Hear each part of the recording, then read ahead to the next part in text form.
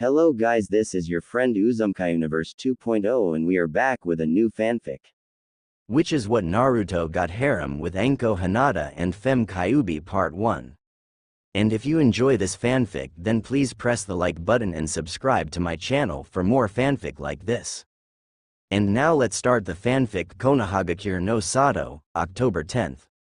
It was October 10th and in Konohagakure no Sato or Konoha for short, the annual celebration of the defeat of the Kyuubi no Kitsune or nine-tailed demon fox, 5 years ago was in full swing.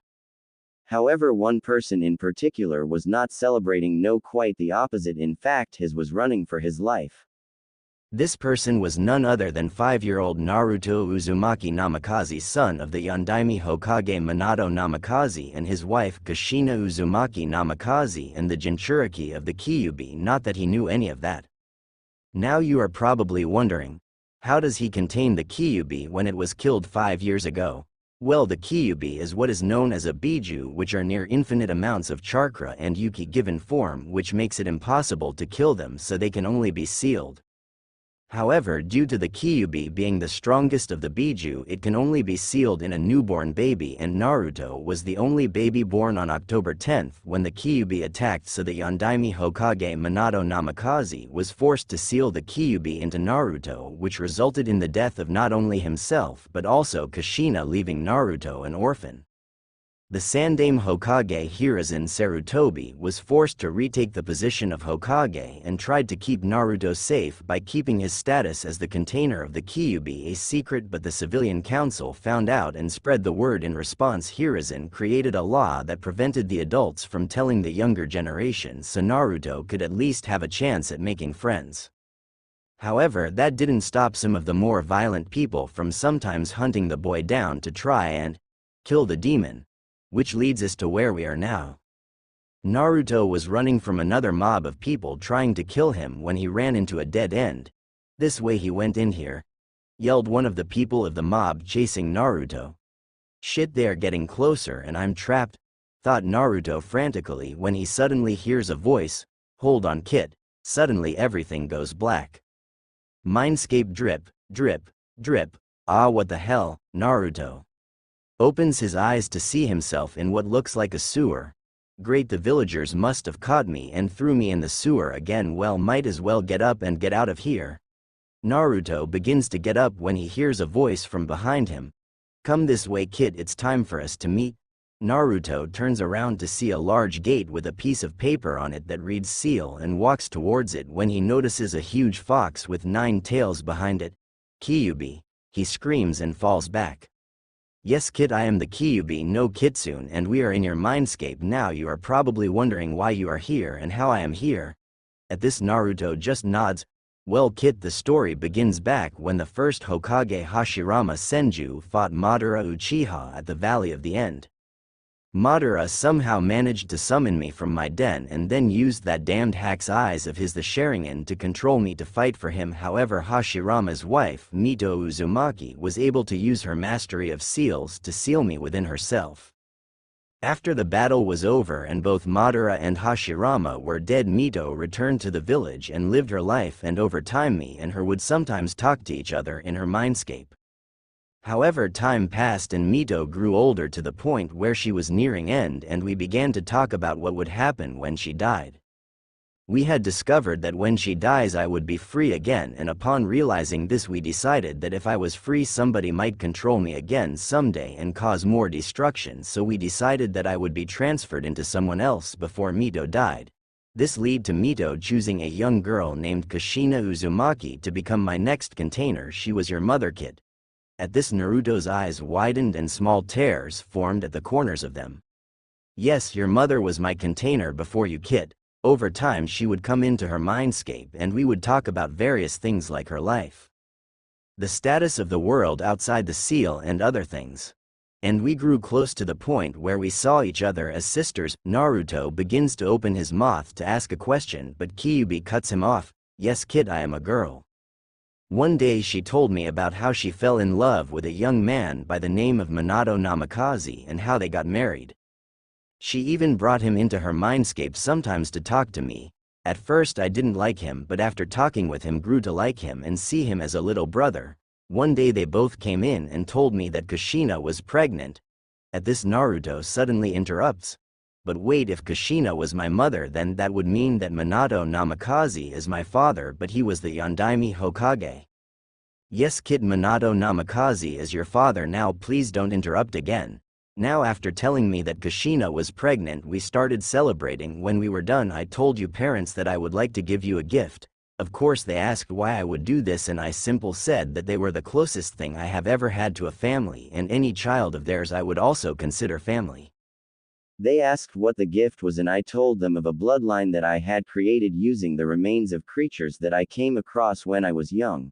Needless to say, they were shocked and honored and accepted, so I began to implant the bloodline into your DNA. However, the night you were born, tragedy struck. At this, the Kyubi lowers her head for a moment, so Naruto asks, "What happened?" After a moment, the Kyubi continues her story. It's a known fact that when a female Jinchuriki is giving birth, the seal containing the biju sealed within her weakens, so extra precautions are taken due to this. Though when your mother went into labor, it was kept secret except for the few people who would to be on hand to help deliver you, which included your father and few others. However, somehow the secret was let out, and a man came right after you were born and held you hostage before kidnapping your mother and extracting me from her. He then placed me under a genjutsu just like Madara did and forced me to attack Konoha. Your father was able to lead me away from Konoha to where your mother, and you were in hopes of sealing me back into your mother. But due to just giving birth and having me ripped from her, she was too weak, so he had to seal me into you. Your mother used a special ability of hers to create chakra chains to hold me down while your father prepared everything. But as he was sealing me into you, I broke free for a second, and in my state I lashed out toward you, and your parents got in the way and were fatally wounded by one of my claws. It was then that I finally broke free from the genjutsu and noticed what I had down. A tear trails down Kyubi's cheek, and Naruto walks up and hugs her as best he can despite her size. "It's all right, Kyu-chan, I don't blame you for your actions," he says with a small smile on his face. "Thank you, kid." Now, after realizing what I had done, I began to panic, but your parents said it was all right and that it wasn't my fault. Your father then completed the seal and I was sealed in you. However, I was able to hear what was happening outside due to the seal being just finished, and heard the Sandaime Hokage talk to your father just before he passed. His dying wish was that you've been seen as a hero. For the next 5 years I waited for the day when we would be able to meet and I would be able to activate your bloodline if you wanted me to. Naruto was speechless after hearing all this leering. He had parents who not only loved him but gave their lives to save him. That his father was the Yondaime Hokage, that he had the Kyuubi sealed in him, and that he had a bloodline waiting to be activated, but realized that he would follow in his parents' footsteps and protect the village just like they had.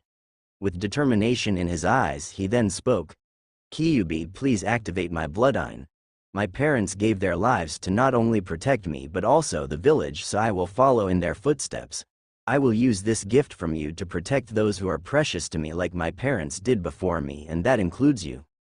Kyuubi was stunned by Naruto's words and simply thought, "Kushina, Minato, you would be so proud of your son, so young and already so strong." After a moment, Kyuubi smiles before saying, "Kid, your parents would be so proud of you already, just as I am. Get ready, I'm going to activate your bloodline, but it's going to hurt. Oh, and kid, call me Akane, it's my true name." "Okay Akane-chan, let's do this." "Alright kid, here goes, brace yourself," Akane says before activating his bloodline, and Naruto feels like fire is flowing through his soul before leaving the mindscape. Outside mindscape, Naruto exits his mindscape to find himself lying on the ground in the alley with the mob of villagers approaching before getting up and letting out a scream that begins to sound like a roar. His face gets longer, his teeth lengthen and turn to fangs. His spine gets longer and forms a tail, his fingers and toes turn into claws. His skin becomes hard, dry, bumpy, and leathery. And finally he grows in size. His head and body get taller and longer and larger till he was easily reaching 20 feet tall and at least 40 feet long from nose to tail, his orange jumpsuit just hanging from his arms. As this was happening, the mob of villagers just stood there watching the demon brat Become this thing, before one of them finally snaps out of it and yells. The demon is finally showing its true colors, kill it. Which snaps the others out of their shock and they begin to charge at Naruto. Naruto turns and looks at the mob, says, "Oh no," but it comes out as, "Ruahamo." The mob charges at him, try to injure him with knives, sword, kunai, and other various sharp objects which just bounce off his skin. A shinobi in the mob coats his kunai in wind chakra before stabbing Naruto with it and ends up piercing about 3 inches into his skin, causing him to bleed slightly. Naruto lets out a roar before turning to the shinobi. He lets out a mighty roar, ruar, before leaning down and lunging forward, snatching the man by the waist in his mouth.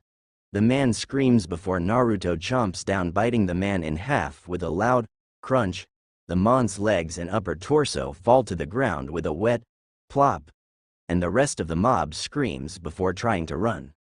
Naruto hears the scream and turns toward the rest of the mob, blood dripping from his mouth and teeth, before lunging at the mob and begins to tear them apart, squishing some underfoot, slamming others into the alley's walls with his massive tail, ripping others apart with his jaws, all the while names and pictures passing through his mind: Tyrannosaurus Rex, Velociraptor, Stegosaurus, Triceratops, Apatosaurus, Dilophosaurus, Pterodactyl, Procompsognathus, and finally Diabolus Rex. As this was happening, 2 Anbu, one with an Inu mask, the other with a Habi mask, watch in horror and amazement. The Anbu with the Inu mask summons a dog and sends it to get the Hokage. Naruto finishes killing the last person in the mob when he hears someone appear and looks to see the Hokage standing before him with the Inu and Habi masked Anbu. The Hokage looks at the scene before him, blood and body parts everywhere, and a huge creature standing there looking at him, blood dripping from its mouth and fangs, and an orange jumpsuit just barely hanging onto its little arms, and recognizes it as Naruto's. "Naruto, is that you?" the Sandame asks the creature before him begins to shrink and change, revealing Naruto barely clothed. "GG Habi-chan, is that you?" Naruto asks before falling to his knees. Habi rushes over and catches him before he hits the go-run. Nachuo looks at Habi before placing his hand on the side of her masks and gives Beth, smiling and giving her forehead a kiss. "Thanks Habi-chan, what would I do without you?" Habi chuckles. "You're welcome kiddo, but how about you treat me to some dango to pay me back?" Naruto smiles. "Sure thing Habi-chan, all you can eat." Naruto looks at the Sandame before saying, "I know who my parents are.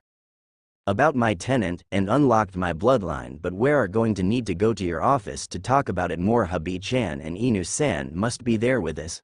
The Sandame is shocked but recomposes himself before saying, "Okay Naruto.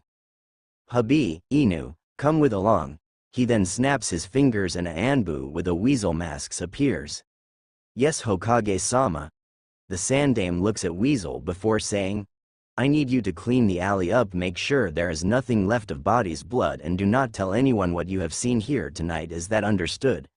The Anbu salutes before saying, "Of course Hokage-sama, and tell Naruto I'm sorry I wasn't there for him tonight." The Sandame nods his head, "Of course Itachi," and then leaves with Naruto. Habi and Inu, when they reach the Hokage's office, Habi sets Naruto on couch before sitting next to him. Inu leans up against the wall, and the Sandame sits behind his desk before dismissing the hidden Anbu in the room and acting a privacy seal. "Okay Naruto, can you tell me what happened tonight?" Naruto holds Habi's hand, looks at the Sandame and nods. "Okay GG, but can Habi and Inu remove their masks? I already know who they are." The Sandame nods and Inu removes his mask, revealing a man in his mid-20s with a cloth mask covering the lower half of his face. His leaf headband over his left eye and silver gravity-defying hair. This is Kakashi Hatake. Habi then removes her mask, revealing a beautiful young woman between 16 to 18 years old with pupilless chocolate brown eyes and beautiful violet hair pulled into a pineapple-shaped ponytail. This is Anko Mitarashi. Naruto smiles at Anko before giving her cheek a kiss, causing her to blush slightly before he turns to the Sandame and continues his story. "It started when," and then proceeds to tell him everything that happened from being chased into that alley by the mob. Meeting the Kyuubi, her telling him her story and about his parents, the relationship between them and herself. Along with how she gave him his bloodline, how he left his mindscape and turned into the creature which he is calling a dinosaur. How he defended himself from the mob before Hubby, Inu, Hiruzen himself showed up. When he is done, everyone is speechless with there was on the ground before Anko snaps out of it and yells, "Hell yeah, the strongest being alive is a female. Take that ISTS." This proceeds to snap Kakashi and Hiruzen out of their shocked state, and the Sandame finally says, "I'm getting too old for this shit. Okay, I'm classifying everything said here as AS rank secret. Now Naruto, what do you want to do?" Naruto thinks for a second before saying, "Well GG, I want to make my parents proud and protect the village and my precious people like you, Ayame-chan, Toichi Oji-san, and Anko-chan, so I want to be a shinobi." Hiruzen smiles and thinks, "Minato, Kushina, you would be so proud of your son." "Okay Naruto, so you want to join the academy?" Naruto shakes his head. "Actually GG, I was hoping Anko-chan would teach me, since the academy teachers would try to sabotage my learning. And it would allow me to train with my bloodline and learn what I can with it. Plus Akane-chan said she wants to train me in some of her Kitsune and Akuma styles." The Hokage and Kakashi look amazed by how much thought he has put into this in such a short amount of time, while Anko has a slight blush due to Naruto wanting her to be his teacher. After a few minutes of thinking, the Sandame finally speaks. "Okay Naruto, you have a good point. Anko can train you, but you will have to graduate with your age group." Naruto smiles brightly and nods his head. "Thanks GG, just you wait, by the time my age group graduates I will be really strong, that way I can protect my precious people." The Sandame smiles and looks to Anko. "Anko, starting first thing in the morning you are to begin training Naruto. You have my permission to use training ground 44. Actually I would recommend you use it and both of you live in the tower at the center of it, that way we can keep not only his bloodline a secret for as long as possible, but also the fact that he is training so early." Anko nods. "Of course old man, I was planning on doing that anyway. Come on Naruto, let's go get some rest before your torture training." "Yeah, training starts tomorrow." She then grabs Naruto and D both leave in a shushin. Kakashi nods to the Sandame and leaves himself. Hiruzen leans back in his chair. "So what do you think of all this, Jiraiya?" The wall next to the window shimmers before revealing a tall man with white spike hair, wearing wooden clogs, a red kabuki-style outfit with a large scroll tied to the back of his waist, and a headband that reads, "Oil," on it. Jiraiya thinks for a minute. Well sensei, if he is anything like Minato and Kushina, then he is going to be a powerhouse in the near future. Then there is the Kyuubi and her story, I believe it. Minato once told me about when he went with Kushina into her mindscape and met her and befriended her, which made the whole her attacking Konoha for no reason so fishy in the first place, seeing how she loved Kushina and Minato like siblings. Then there is that bloodline of his, it's amazing. So if you add all this up, he could very easily be the strongest person to walk the elemental nations since the Sage of Six Paths, which adds more evidence to him being the child of prophecy that the Elder Toad spoke of. The Sandame nods his head. "That's what I thought too, Jiraiya." Jiraiya smiles and hands the Sandame a scroll. "Well, here is the latest info from my sources, sensei. Now if you'll excuse me, I have some research to do." He then giggles perversely and leaves through the window. The Sandame wipes a little blood from his nose, chuckles before getting up and looking out the window, and thinks, "Naruto, you are already so strong for dealing with how the idiots of this village treat you, and you will only continue to grow stronger from now on, and I'm sure your parents are already proud of you. I know I am." The next morning Naruto wakes up to feel something snuggling his left side and looks over to see Anko using him like a body pillow. A small smile comes to his face as he thinks, "She really is just like Attila kid at times like this." He wiggles out of Anko's grip before placing a pillow in his place so she won't wake up before walking out of the bedroom and towards the kitchen to make breakfast. Anko wakes to the smell of something delicious and gets up, noticing Naruto isn't in bed anymore. As she walks to kitchen to see Naruto cooking breakfast, she yawns before asking Naruto, "Good morning Naruto, what's for breakfast?" and sits down at the table. A small sly smile comes to Naruto's face before answering, "Well Anko-chan, we have an egg omelette with cheese." onions, sausage, toast, slices of bacon, and last but not least we have. Anko's eyes widen with each thing he lists off before getting impatient that he is stalling. Okay, what's the last thing we're having? Another sly smile comes to Naruto's face. Well, the last thing is some of my special Naruto dango. As soon he finishes, Anko jumps from her chair and glomps him. Oh Naru-kun, you spoil me, he smiles. Of course I do, Anko-chan, but you're worth it.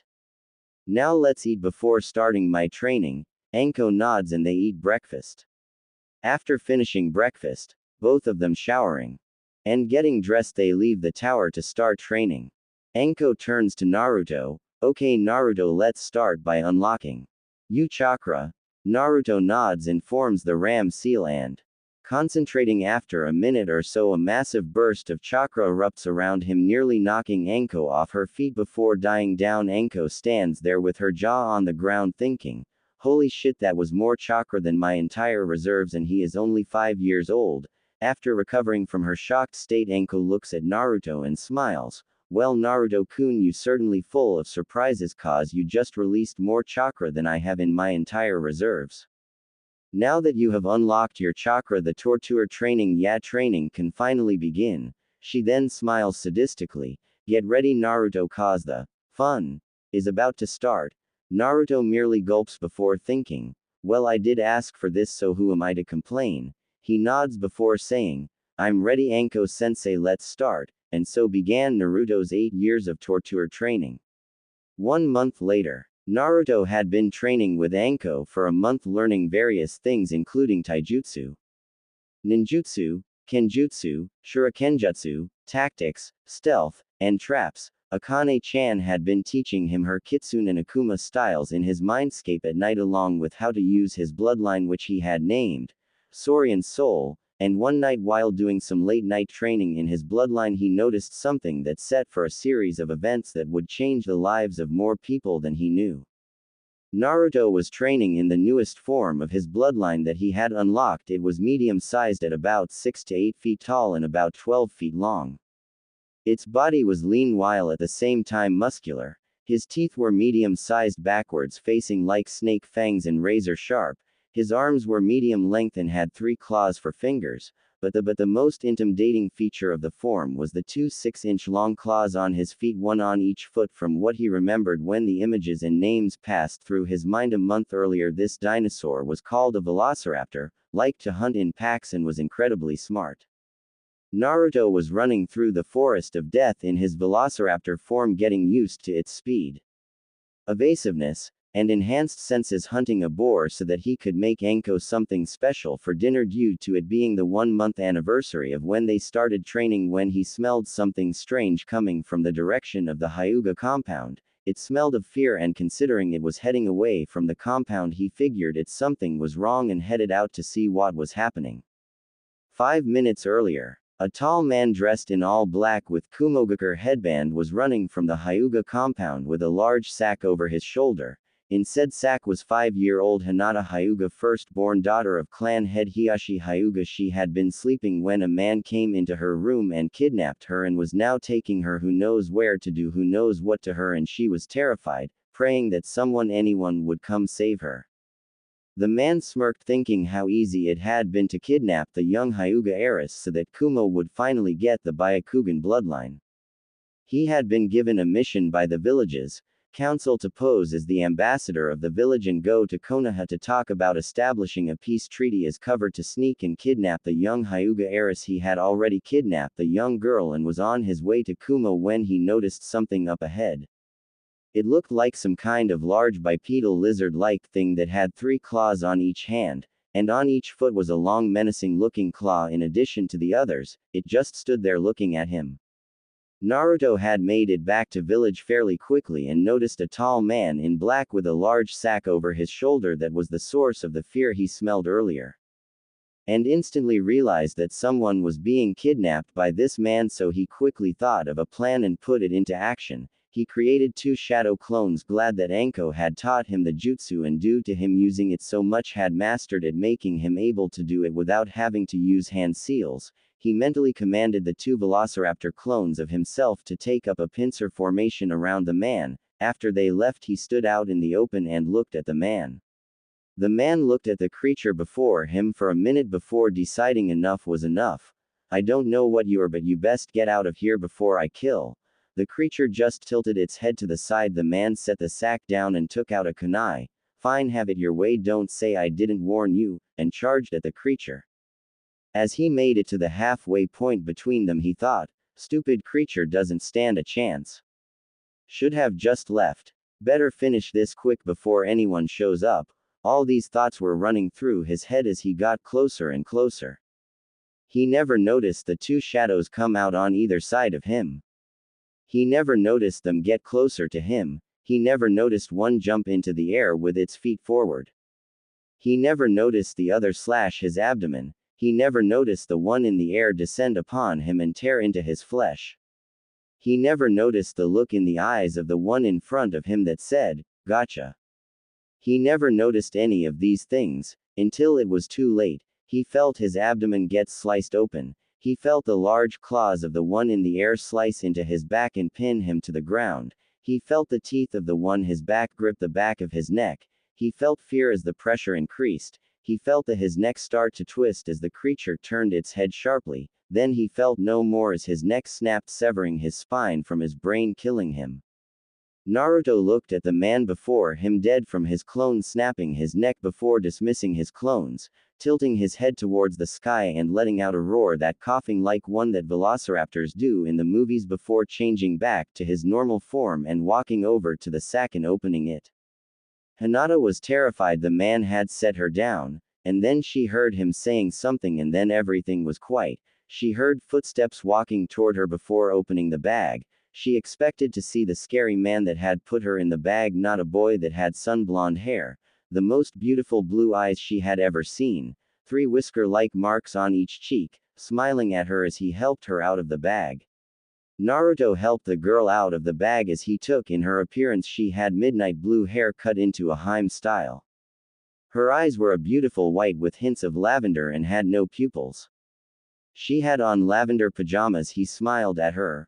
Are you all right? She nods. Good, now let's get you home. I'm sure that everyone is worried about you.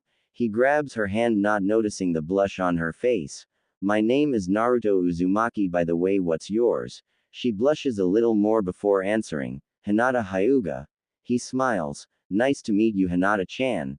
They walk for a little while before they see a man that looks like an older version of Hinata, but male obviously. The man notices them and runs towards them. Hinata, there you are. What happened and who is this? Hinata proceeds to tell the man what happened while Naruto just stands there waiting till she is done.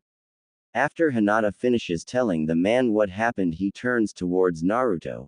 Is what she true, young man? Naruto nods. Yes sir, I was out walking and enjoying the night when I noticed a man in all black running with a sack over his shoulder that was moving like someone inside and went after him.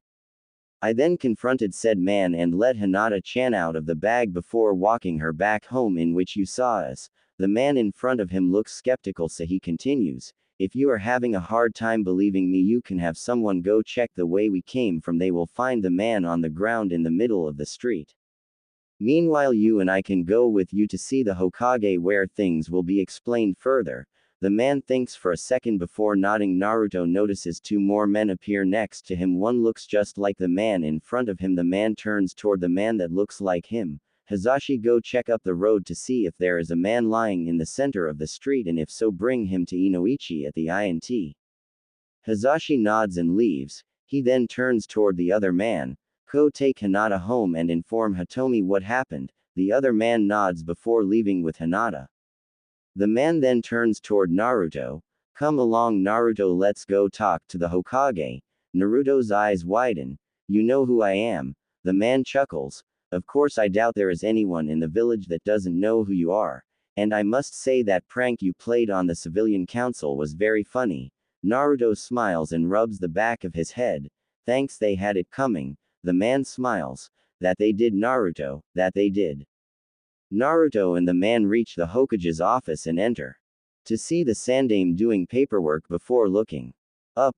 Ah, Hiyashi. Naruto, what can I do for you? The now named Hiyashi bows before speaking. Hokage-sama, earlier tonight my daughter Hinata was taken from her room by someone, and after searching I discovered young Naruto here walking her back home, at which time I questioned him and he told me how he was out for a walk when he noticed a man in black carrying a bag that was moving and proceeded to confront the man and rescued Hinata. At this the Hokage's eyes widen and Naruto rubs the back of his head sheepishly. Hiashi then continues. Now, after hearing young Naruto's story, I was a little skeptical and said that we should talk to you about it, and after having escort Hinata home, and my brother Hazashi go see if there was in fact a body down the road we came here, the Hokage then turns to Naruto. Naruto, is what Hiashi said true? Naruto nods his head. Yeah, GG, I was out training in that when I noticed the man and confronted him like Hiashi-san said, before letting Hinata-chan out of the bag and walking her home. When Hayashi-san saw us, Hayashi raises an eyebrow at the mention of that, wondering what it meant but decided to wait to ask. The doors to the Hokage's office then open to reveal Hizahi, who walks in and bows to the Hokage and Hayashi before smiling at Naruto. I have just finished my task, Hiashi. And like young Naruto said, there was in fact a man's body down the road along with a sack that had residual amounts of Hinata's chakra in it. Upon bringing the body, which I might add was in my own opinion very effectively killed. To Inoichi-san, he used his clan's mind walk jutsu to enter the man's mind and found out that he was a shinobi from Kumo that had orders from their council to pose as an ambassador to discuss a peace treaty in order to kidnap a main branch Hyuga to be brought back so that they could have the Byakugan. All of this, however, went on with behind the back of the Yondaime Raikage. He finished. The Hokage then nods his head. Thank you, Hazashi, you may return home. Hazashi then bows before leaving. The Hokage turns toward Naruto and smiles. Well done, Naruto, you saved somebody from a fate worse than death tonight. I am very proud of you. Naruto smiles. No problem, GG, I'm just glad Hinata-chan is safe. She seems like a nice person. He finishes while the Hokage and Hiashi smile. Hiashi then asks the Hokage, Hokage-sama, if I may, what is this? That Naruto referred to earlier. The Hokage looks to Naruto, who nods. He then dismisses the Anbu in the room before setting up a privacy seal. Hiashi, what we are about to tell you is a S-rank secret not to be told to anyone. Hiashi nods. The Hokage and Naruto then proceed to tell Hiashi about everything, including Naruto's heritage, his bloodline, how the Kyubi really is, the night of his birth, his secret training with Anko. Nothing is left out, and by the end of it Hayazi's jaw is on the floor. He then turns toward Naruto. Wait, you're Minato and Kushina's son? Naruto nods. Naruto, your father was not only my best friend, but your mother was best friends with my wife Hitomi. When the four of us found out that both your mother and my wife were pregnant, and that you were going to be a boy while me and my wife were having a girl, the four of us decided to form a marriage contract between you and Hinata. At this Naruto's eyes widen. That's right, Naruto, you and Hinata are engaged to each other. Naruto thinks for a moment. Hiashi-san, while I'm honored to be engaged to Hinata, I will not marry someone unless it is out of love, and both of us love each other and therefore will not marry Hinata unless such a thing happens. At this Hayashi eyes widen. However, that does not mean that I will not give Hinata a chance. From the short amount of time that I have known her, I can already tell she is a great person, and anyone she falls in love with will be the luckiest man in all of the elemental nations. What I propose is that we keep my engagement to her a secret, that way her and I get to know each other, and if we end up loving each other we will know the love between us is real and not due to the contract, and then the contract is fulfilled, and if we don't then she will never know and go on with her life. Her happiness is more important than some contract. He finishes with a smile. Hiashi and the Hokage are stunned before both smile, thinking the same thing. Minato, Kushina, your son is already such a great person. Hiashi then speaks. Naruto, I see so much of your parents in you. You have your father's intellect and compassion, and your mother's kind heart. Very well, we will keep the engagement a secret from Hinata so that if you both fall in love it will be genuine. He then turns toward the Hokage and bows. I will take my leave, Hokage-sama, before leaving. Hiruzen looks toward Naruto. Naruto, you truly are one of a kind. Naruto smiles and rubs the back of his head. Well, GG, of course I am. I am me after all. The Hokage chuckles. That you are Naruto, that you are. Now I think it's time you go and see Anko. I'm sure she is worried about you. Naruto pales, thinking that, well, GG, gotta go see ya. He then leaves so fast you would swear he was using the Hiroshin as you saw him. Naruto returns to the tower and sneaks in, hoping Anko is asleep, when suddenly the lights turn on to show Anko standing there with her arms crossed, tapping her foot. Well, look who decided to show up. Where have you been? I have been missing my favorite pillow. Naruto chuckles and begins to explain what happened, and when he is done, Anko just shakes her head. Not even 6 years old and already getting into situations like this. What am I going to do with you? And what's this I hear about you being engaged to little Hinata? He chuckles nervously. Well, he was set up by our parents and might not even happen if we don't love each other. He then walks over to Anko and hugs her. Besides, Eve, if we do fall in love and get married, you won't get rid of me that easily, because I love you and you will be there, right there beside her if I marry Hinata. Anko's eyes widen and blushes before smiling, not one of the smiles she shows most people, but a true smile that only Naruto has seen. You got that right, Gaki, but that's not for a while. After all, what would people think of me marrying a Gaki like you? Naruto chuckles. They would think that I am the luckiest guy in the world for having a woman as incredible and beautiful as you as my wife. He then stands on his tiptoes and kisses her cheek. Now let's go to bed. We have a lot of training to do and only 7 years and 11 months to do it. She smiles. You got that right, Gaki. They then go into the bedroom and go to sleep, with Anko cuddling Naruto like he is a body pillow. 7 years 11 months later. A 5 feet 8 inches tall 13-year-old with sun blonde hair, blue eyes and 3 whisker-like marks on each cheek stands on the roof of a building next to the Ninja Academy. He is wearing black steel-toe combat boots, dark red cargo pants, a fishnet shirt that shows of his six-pack abs and chest, a long red trench coat with red flames on the bottom that goes down to his ankles. On the back of the trench coat near the top are the words, Saurian Soul, in gold lettering. And underneath it there is some kind of creature's skull, Jurassic Park logo. On his right arm there is a tattoo of a crimson nine-tailed fox. On his chest above his right pec there is a tattoo of a purple snake coiled around a heart. On his left pec there is a tattoo of the moon with lavender hints in it above a heart, and he is wearing black sunglasses. He looks at the building before looking at the note in his hands and smiling. Well, better not keep them waiting. Should I just enter the building normally or with style? Style it is. He then smirks before running and leaping into the air and rolling into a ball.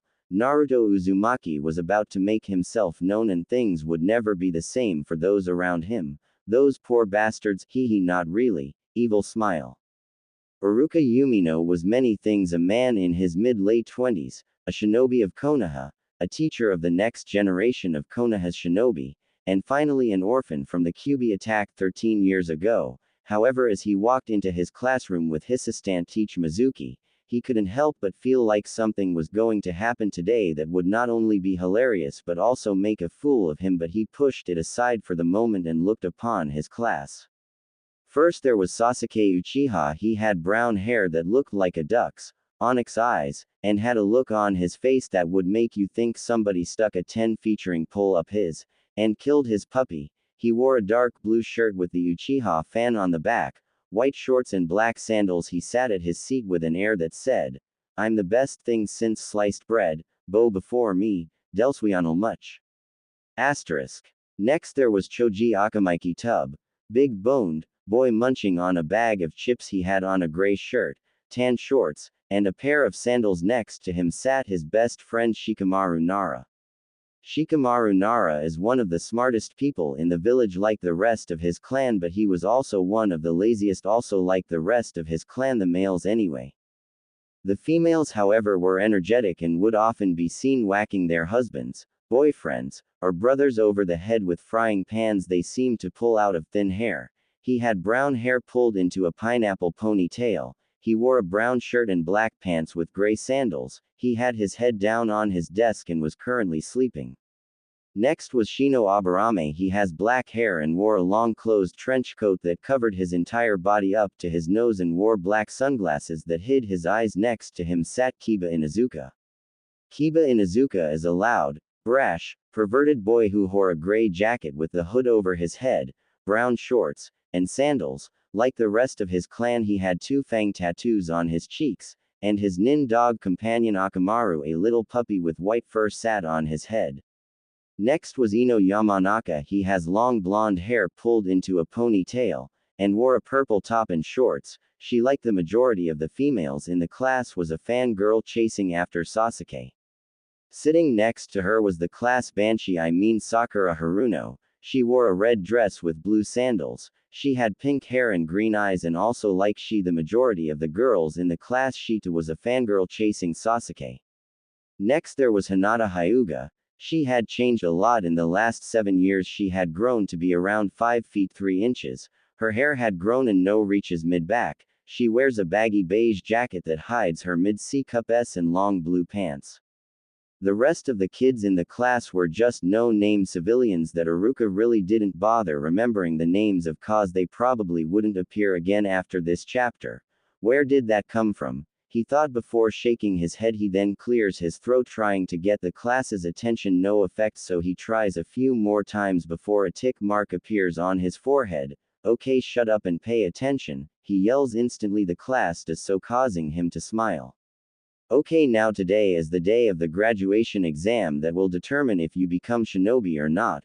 He begins before the one of the windows in the classroom break, and a black ball flies through before attaching itself to the blackboard. The ball pops open, revealing a banner that says, "The IEST Man Alive. Naruto Uzumaki is here," and standing next to it is a 5 feet 8 inches tall 13-year-old with sun-blonde hair, blue eyes, and 3 whisker-like marks on each cheek. Stands on the roof of a building next to the Ninja Academy. He is wearing black steel-toe combat boots, dark red cargo pants, a fishnet shirt that shows of his six-pack abs and chest, a long red trench coat with red flames on the bottom that goes down to his ankles. On the back of the trench coat near the top are the words, "Saurian Soul," in gold lettering. And underneath it there is some kind of creature's skull, Jurassic Park logo. On his right arm there is a tattoo of a crimson nine-tailed fox. On his chest above his right pec there is a tattoo of a purple snake coiled around a heart. On his left pec there is a tattoo of the moon with lavender hints in it above a heart, and he is wearing black sunglasses. He turns to Iruka and raises his hand. "Yo, am I late?" Iruka just stands there for a second before clearing his throat. Who are and why are you my class?" Naruto just tilts his head to the side and looks at Iruka. "Well, in order, my name is Naruto Uzumaki, hence the reason I came out of, and am standing next to that ball next to me that has the banner saying, 'The IEST Man Alive. Naruto Uzumaki is here.'" Sweat drop from most of the class. "And as to what I am doing here, this is my class and I'm here to take the graduation exam. I have a note from the Hokage," and hands Iruka the note, causing his eyes to widen before rubbing the bridge of his nose and muttering, "I need a drink." He then notices Naruto holding a flask out to him. "Here's some of my special stash, it helps with the stress." Iruka grabs the flask and takes a gulp before handing it back to Naruto. "Thanks, I needed that. Okay, now class, we have a new student joining us today. Meet Naruto Uzumaki." Naruto raises his hand. "Yo, nice to meet you." Suddenly there was a yell of, "Iruka-sensei, why does this nobody get to just join at the end of the year when we're graduating? Only someone as awesome as Sasuke-kun should be able to do that." "I just died a little writing." That was the yell of the class banshee, Sakura. "Yeah, Sakura." After recovering and stopping his ears from bleeding, Iruka looks at Sakura before saying, "First, Sakura, he has a note signed by the Hokage himself saying he can. And secondly, if you ever yell like that again, I will have you clean the Akamichi sewer system. Unidle it sparkles with your toothbrush," which caused many of the class to go green in the face, but none more so than Sakura. After composing himself, he turns to Naruto and says, "Okay, Naruto, how about you tell us a little about yourself?" Naruto smiles before nodding. "Okay, Iruka-sensei. My name is Naruto Uzumaki, the wiest man alive." Sweat drop from Iruka. "My likes are training, ramen, foxes, snakes and reptiles in general, the moon, my hubby Heim, my lavender moon Heim, music, singing and playing my guitar, cooking, my dislikes are traitors, rapists, perverts, the time it takes to cook ramen, and people who can't tell the difference between a kunai and the scroll it's sealed in. My dream for the future is to get stronger to protect my precious people, bring peace to the elemental nations, become Hokage, and have a family, he finishes with smile. Iruka and the class sit there speechless for a bit before there is a loud squeal and a midnight blue-haired blur rockets into Naruto, who just catches it and twirls around before stopping. He looks at the person in his arms and smiles. Hello Hinata-chan, did you miss me? Her answer was to put her arms around his neck and kiss him on the lips passionately as he wraps his arms around her waist. This causes various reactions among the class. Druka has his jaw on the ground and a little blood dripping down his nose, and the rest of the class has their jaws on the floor. After ending the kiss, Naruto looks Hinata in the eyes and smiles. I'll take that as a yes, she responds by tapping him on the chest lightly. Naruto looks at the class. What, haven't you ever seen someone kiss their fiancé before? This caused everyone's jaws to go deeper into the floor and more blood to leak from Iruka's nose. After a few minutes everyone recovers and Iruka clears his throat. Okay Naruto, Hinata, if you will take your seats we will start the written exam. Naruto and Hinata nod before giving each other a quick kiss on the lips and going to their seats. Iruka then has Mizuki pass out the tests, who then proceeds to give everyone a test before coming to Naruto and gives him his while before turning around and smiling to himself while he thinks, let's see the demon brat pass that. Naruto looks at the test and notices that they are at least Junin level questions, realizing that it's under a genjutsu before thinking, so he is one of the people who hates me for holding Akane-chan. Well, let's just fix this, shall we? Akane-chan. You got that right Naruto-kun, let's show then what happens when they mess with my little brother. Akane speaks through the mental link they set up a few years back. Naruto then dispels the genjutsu and answers the questions, getting them all right, and then waits for everyone else to finish. 30 minutes later, Iruka looks at the clock before turning to the class. All right, that's time, pencils down and bring your tests to me before heading outside to the training field. Everyone gets up and heads outside. Everyone stands outside at the throwing range as Iruka and Mizuki walk up. Okay, now we will test your shurikenjutsu. When I call your name, come up and pick up 10 shuriken and 10 kunai and throw them at the training dummies. He then proceeds to call people one by one. Choji gets a 7/10 for both shuriken and kunai. Shikamaru gets a 6/10 for shuriken and kunai, barely trying while trying enough so he passes. Shino gets a 7/10 for shuriken and 8/10 for kunai. Kiba gets a 7/10 for both shuriken and kunai. Both Ino and Sakura get 6/10 for both shuriken and kunai. Hinata gets a 8/10 for both kunai and shuriken. Sasuke gets a 8/10 for shuriken and a 9/10 for kunai, causing his fangirls to scream about how he is the best. He walks from the throwing spot and gives Naruto a look that says, beat that doby. Naruto just ignores him. Iruka then calls Naruto's name. Naruto walks up to the line and picks up the kunai and shuriken. Iruka looks at him and says, whenever you're ready Naruto. Naruto nods and gets into a throwing stance before throwing all 10 kunai at once, followed by all 10 shuriken. After he is done, most of the class laughs, thinking he missed, and Sakura yells, the baka can't even hit the target. Everyone then looks to Iruka, who has his eyes wide and his jaw wide open before turning to Naruto. Great job Naruto, perfect score and bonus points for hitting other vital points. This shuts everyone up and Sakura yells, what are you taking about, sensei? He missed everyone. Iruka then turns to Sakura. No Sakura, he not only hit everyone, he placed them in places that are all fatal, ranging from the throat, lungs, kidneys, liver, and finally the eyes. This shuts her up while everyone just looks on with wide eyes, and Sasuke grits his teeth due to the doby getting a higher score. Iruka then says, okay, next up is taijutsu. First up is Shino Aburame vs. Random Civilian 1. Iruka starts the match and within a few minutes the winner is Shino. Next is Choji vs. Shikamaru. Shikamaru forfeits, stating it's too troublesome. Then Ino vs. Sakura, which ends in a draw. Next is Kiba vs. Random Civilian 2 and Kiba wins fairly quickly. Hinata wins against Random Civilian 3. Finally Iruka calls, Sasuke Uchiha vs. Naruto Uzumaki. Naruto steps into the ring and gets into a stance as Sasuke walks into the ring. You should give up now, Dobi. There is no way you can beat me and Uchiha. We are the elite of this village. No one is better than us, as he gets into the Uchiha Interceptor fist style. Naruto just laughs. If that's the case, Sasuke, then why haven't there been any Uchiha Hokages then? If your clan is the best like you say, then by definition every single Hokage would have been one, or at least one of them would have been, but nope, there isn't a single Hokage that's been an Uchiha, so that must mean your clan isn't as great as you say it is. Everyone just stands there in silence before Kiba and the rest of the boys start laughing. Hinata giggles while Sakura and the rest of the fangirls start screaming at Naruto. Sasuke gets furious before yelling, "I will kill you, Dobi," and charging at Naruto. Sasuke throws a wild pooch at Naruto's head, but Naruto just moves his head to the side before giving a hard uppercut to Sasuke's chin, sending him flying into the air.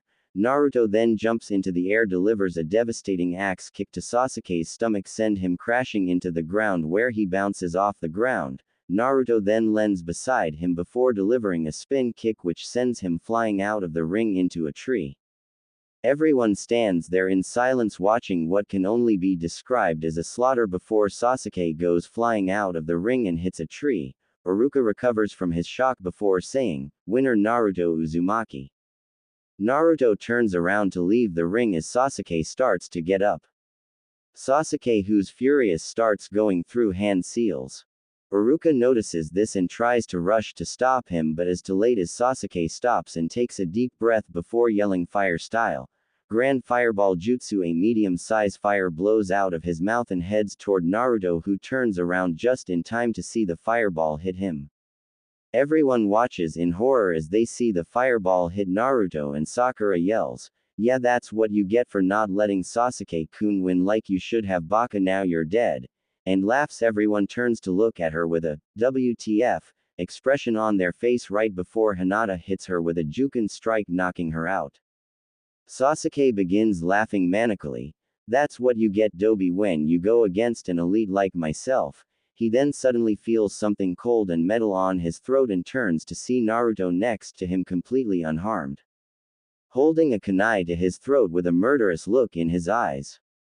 Before he says, "So you think you can try to kill a fellow leaf shinobi just they beat you in perfectly legal spar?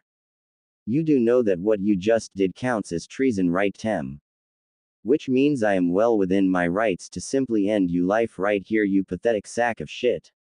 Why your brother left you alive instead of someone like your mother or his friend Shunsui, I will never know, but understand this right now, Sasuke. If you ever try to kill another leaf shinobi, I will personally cut your balls off. Cut your eyes out of head and make you eat them before placing your balls in your eye sockets, before cutting that tiny pentacle of your and shove it down your throat, before shoving my foot so far up Yori will force the pole that's stuck up there out your mouth. Do I make myself clear?" he yelled, leaking massive amounts of ki. Killing intent, all pointed directly at Sasuke, who could only nod slowly as he pissed and shit his pants before passing out. Naruto turns toward Iruka and says, "Sorry about that, Iruka-sensei, just had to get a point across to the Tem, and considering how thick his skull is, I thought it would be best if I went about it that way." Iruka nods his head. "Very well, Naruto, considering what Sasuke attempted, you are well within your right to do that. And I will be brining his actions up with the Hokage. So he will definitely get punished." Naruto nods his head. "I don't think that will be necessary, isn't that right, Anbu-san?" An Anbu with a Inu mask jumps down and nods to Naruto. "Very impressive on being able to find me, Naruto. How were you able to do so, if I might ask?" Naruto smile. "I was able to smell you." The Anbu just stand there. "And what do I smell like, if I might ask?" Naruto beckons the Anbu over and whispers in his ear. The Anbu suddenly flinches before standing up. "Well, I will keep that in mind, Naruto, and thank you for the advice. Now I will take the Uchiha to clean himself up before taking him to the Hokage. Have a nice day." Naruto smiles. "You too, Inu-san." The Anbu then leaves. Naruto turns toward the class and asks, "What?" Iruka looks at him and asks, "What did you tell him, Naruto?" Naruto pats his fist into his palm and his eyes a little before grinning sadistically. "I told him he smells like semen, alcohol, and shaman, that he may want to lay off on playing his skin flute before going out on patrol, or at least take a shower to wash of the shaman smell before he does so." Iruka and everyone just stand there with their jaws on the ground before bursting out in laughter. After about 10 minutes they calm down and Iruka speaks. "Okay, now that that's out of our system, let's start the final part of the exam, the ninjutsu portion. When I call you name, please perform a henge, substitution, and finally the bunshin clone, in that order, and if you have any other jutsu for extra credit." Okay, first up is. One by one the class went up to take the test, with the civilians mostly failing, with all the clan heirs and Sakura, I wish I could just fail her right here, each performing the 3 required jutsu and an extra credit. 1 Choji use his partial expansion jutsu. Shikamaru use his Kajimane jutsu. Ino use her mind-body switch jutsu on Shikamaru to make him do an embarrassing dance. Shino used his clan's bug clone jutsu. Kiba used his clan's man-beast clone with Akamaru. Sakura used some pathetic genjutsu on random civilian 4. Hinata used her clan's 32 palm strike, and finally it was Naruto's turn. Iruka looks at Naruto. "Okay, Naruto, please perform the henge." Naruto nods and instantly changes into a perfect copy of the Yondaime before Iruka gives him the signal to release it. "Very good, Naruto, a perfect transformation, and without hand seals, bonus points for that. Now please perform the substitution." Naruto nods and smiles sadistically. Suddenly there is a poof of smoke in the sandaime as they're reading a very familiar orange book with blood leaking from his nose. Iruka looks at him and clears his throat. Hokage-sama." The sandaime looks up and sees Iruka and everyone else before asking, "Naruto?" Iruka nods his head and suddenly the Hokage goes up in a poof of smoke and Naruto is standing there again snickering. Iruka sighs and looks at Naruto. "Okay, Naruto, now please perform the bunshin." Naruto tilts his head and asks, "Iruka-sensei, can it be a variation of the bunshin?" Iruka nods his head and Naruto then closes his eyes. Suddenly the whole training field goes up in smoke. When it clears, there are at least 500 Naruto clones standing there doing various things, from cleaning their nails to play rock paper scissors with each other. Iruka sees this and his jaw hits the ground and he drops his clipboard. "Naruto, are these what I think they are?" Naruto nods. "Yep, they are shadow clones." Kiba then asks, "Iruka-sensei, what are shadow clones?" Iruka gathers himself before answering Kiba. "The shadow clone jutsu is AA ranked kinjutsu due to the large amount of chakra needed to perform it. It requires so much chakra that most Junin can only make between 5 to 10 before they run out of chakra. Hokage-sama himself could only make around 100 when he was in his prime. But for Naruto to make over 500 in one sitting and not even be winded is astounding alone, but to do so at the age of 13 is just mind-boggling." Everyone's jaws hit the ground as they look at Naruto. Iruka finally recovers from the shock as Naruto dispels the clones. "Okay, Naruto, I have a feeling I am going to regret saying this, but do you have a jutsu you would like to perform for extra credit? Not that you need it at this point." Another sadistic smile appears on Naruto's face, sending shivers down everyone's spines before he says, "Yeah, Iruka-sensei, but everyone needs to step back, it's kind of big." Iruka nods and steps with everyone else. Naruto closes his eyes before suddenly opening them and saying, "Saurian Soul, Tyrannosaurus Rex." Naruto then begins to change, his face gets longer. His teeth lengthen and turn to fangs, his spine gets longer and forms a tail. His fingers and toes turn into claws, his skin becomes hard, dry, bumpy, and leathery, and finally he grows in size. His head and body get taller and larger till he was easily reaching 20 feet tall and at least 40 feet long from nose to tail. Everyone minus Hinata looks on in shock and terror at the creature before them as it raises its head to the sky and lets out a loud roar, before changing back to Naruto. When he was done changing back, Iruka finally recovers from his shock before shakily asking Naruto, "Naruto, what was that?" Naruto chuckles. "That Iruka-sensei is part of my never-before-seen bloodline called Saurian Soul, However, I can't go into details about what it is and what I can do, but I can tell I can turn into creatures similar to that one. He finishes with another sadistic smile. Iruka sighs and runs the bridge of his nose. Okay Naruto, I understand and you get extra credit for it. Now that the end of the exam, those of you that passed come back in a week for team placements. After saying that, everyone begins to leave. Naruto and Hinata leave holding hands. As they walk, Naruto turns to Hinata. So Hinata, how was the academy? Hinata giggles. Well Naruto-kun, it was okay, but it would have been better if you were there with me. He smiles. I know Hinata-chan, but you know why I couldn't be there with you. She smiles sadly. Yeah, can't believe how stupid the villagers are. Naruto laughs. You can me both. Anko-chan says hi by the way and looks forward to the next time she can help you train. Hinata shivers at that, remembering the couple of times she asked Anko to help her train.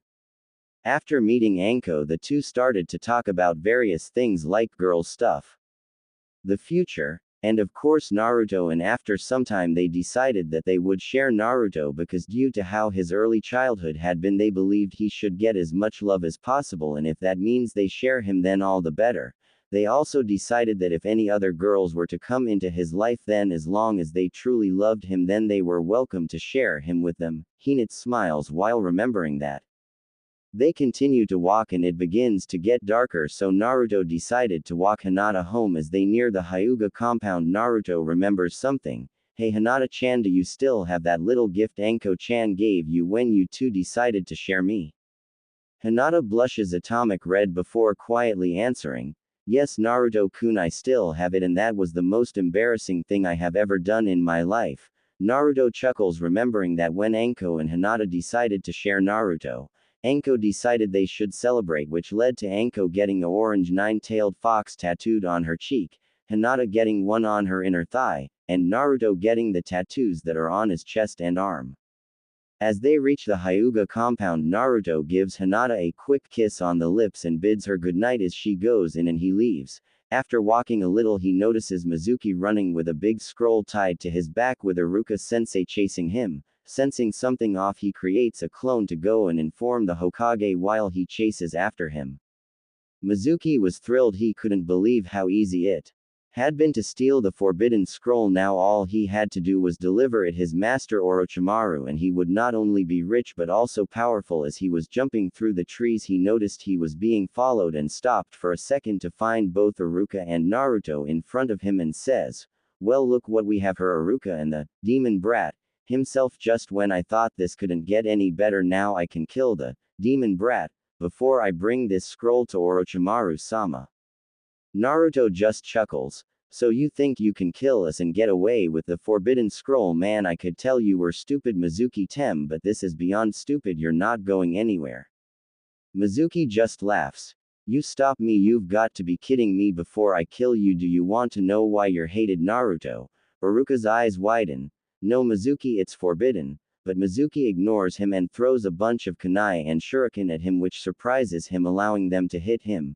Shut up Iruka. Now what do you say? Naruto. Want to know why you're hated? Naruto just tilts his head. Sure, why not? Mizuki then goes on to tell him about the Kyuubi, how it was sealed in him and all that jazz. When he is done, Naruto just laughs. Mizuki gets frustrated and yells, "What's so funny, demon?" Naruto stops laughing and looks at Mizuki.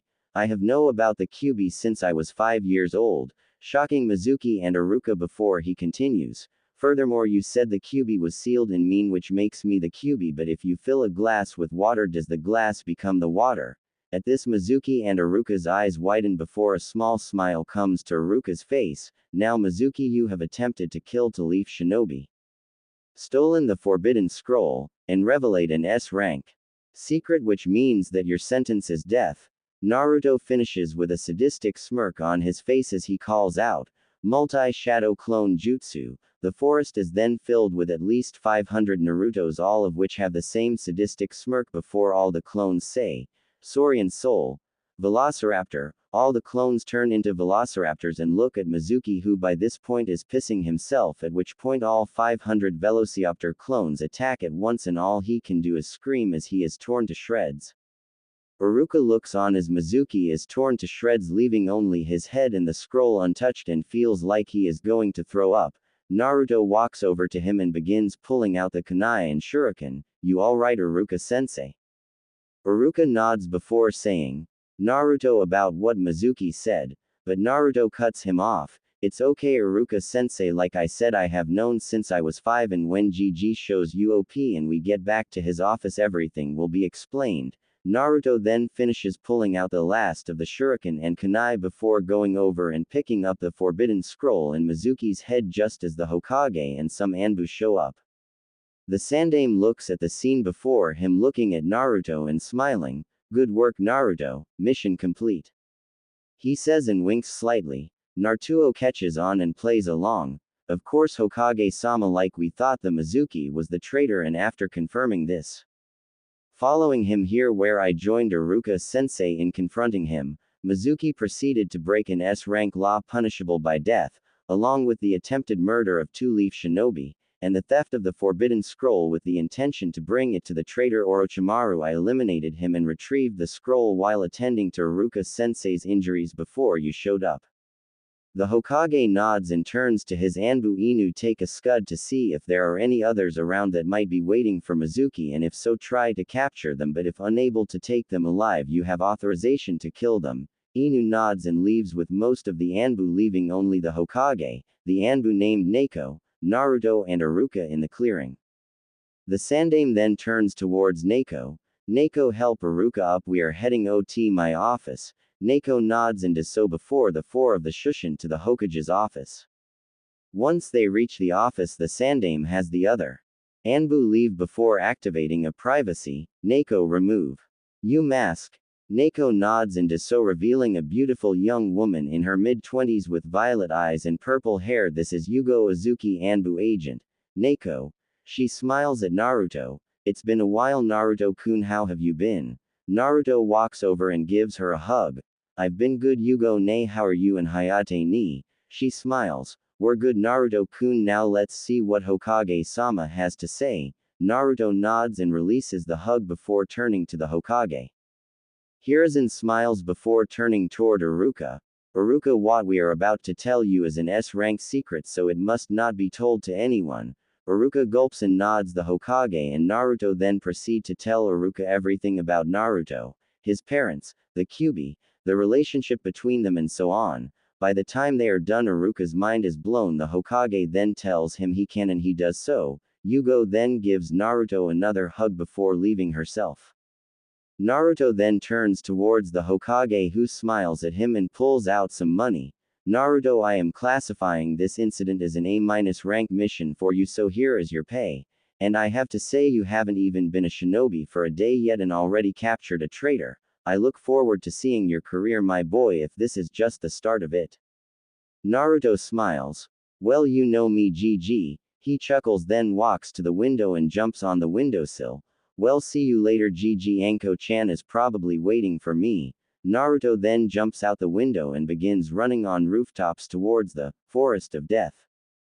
Hiruzen just looks out the window and watches him go, thinking, Naruto, your will of fire burns so brightly that it breathes life into people whose own will of fire has weakened. He then sits back down at his desk to fight the greatest foe to ever exist, paperwork. Naruto arrives back at the tower in the forest of death and spots Anko munching on some leftover dango. He smirks and sneaks up behind her before wrapping his arms around her waist and kissing her name, causing her to let out a moan, and turns her head to see Naruto. You know, Naruto-kun, it's not very smart to sneak up on me. He chuckles before kissing her neck again. I can't help it, especially considering how much I love you and how beautiful you are. Anko blushes a little as she thinks how much she has changed in the 8 years they have been together. She still wears her violet hair in the same pineapple ponytail. She now wears a long tan trench coat that reaches her heels. She has on a black miniskirt held up by a belt that has a snake wrapped around a fox head holding it up. She wears a black mini top with a fishnet mesh shirt covering it, black shin guards and arm guards, and a pair of black combat boots like Naruto. Naruto sits down at the table and grabs a stick of dango as Anko asks, so how was your first and last day of the academy? Naruto smiles and begins to tell her how his day went, starting with how he entered the classroom, which causes her to laugh and tell him, "Good job." He then tells her how everyone reacted to not only him joining them but him being Hinata's fiancé, which makes her laugh. Naruto then tells her about the tests, how Mizuki tried to sabotage, and how Sasuke tried to kill him after being beaten, which caused her to nearly storm out and kill the Tem before Naruto calms her down and tells her how he dealt with him. Then he tells her of the ninjutsu test and how he got extra credit, which causes her to laugh again. Naruto then tells her how he walked Hinata home and found out she still has the tattoo on her inner thigh. Anko blushes a little before laughing at that, remembering that day. Naruto then tells her about taking care of Mizuki, saving Iruka, and returning the forbidden scroll to Gigi. When he finishes, Anko just looks at him and smiles. All that in less than a day of being a shinobi. Damn Naruto-kun, that's impressive. She then gives him a quick kiss on the lips before getting up and leads him to the bedroom. Come on Naruto-kun, time for bed, you've had a busy day and need your rest, Anko says as she begins undressing until she is in just her purple bra and thong before getting under the blankets. Naruto then gets undressed till he is in his burnt orange boxers and get under the blankets next to her, holding her in his arms before kissing her forehead. Good night my hubby queen, he says. She smiles and kisses his forehead. Good night by Foxy King, she says as they fall asleep in each other's arms.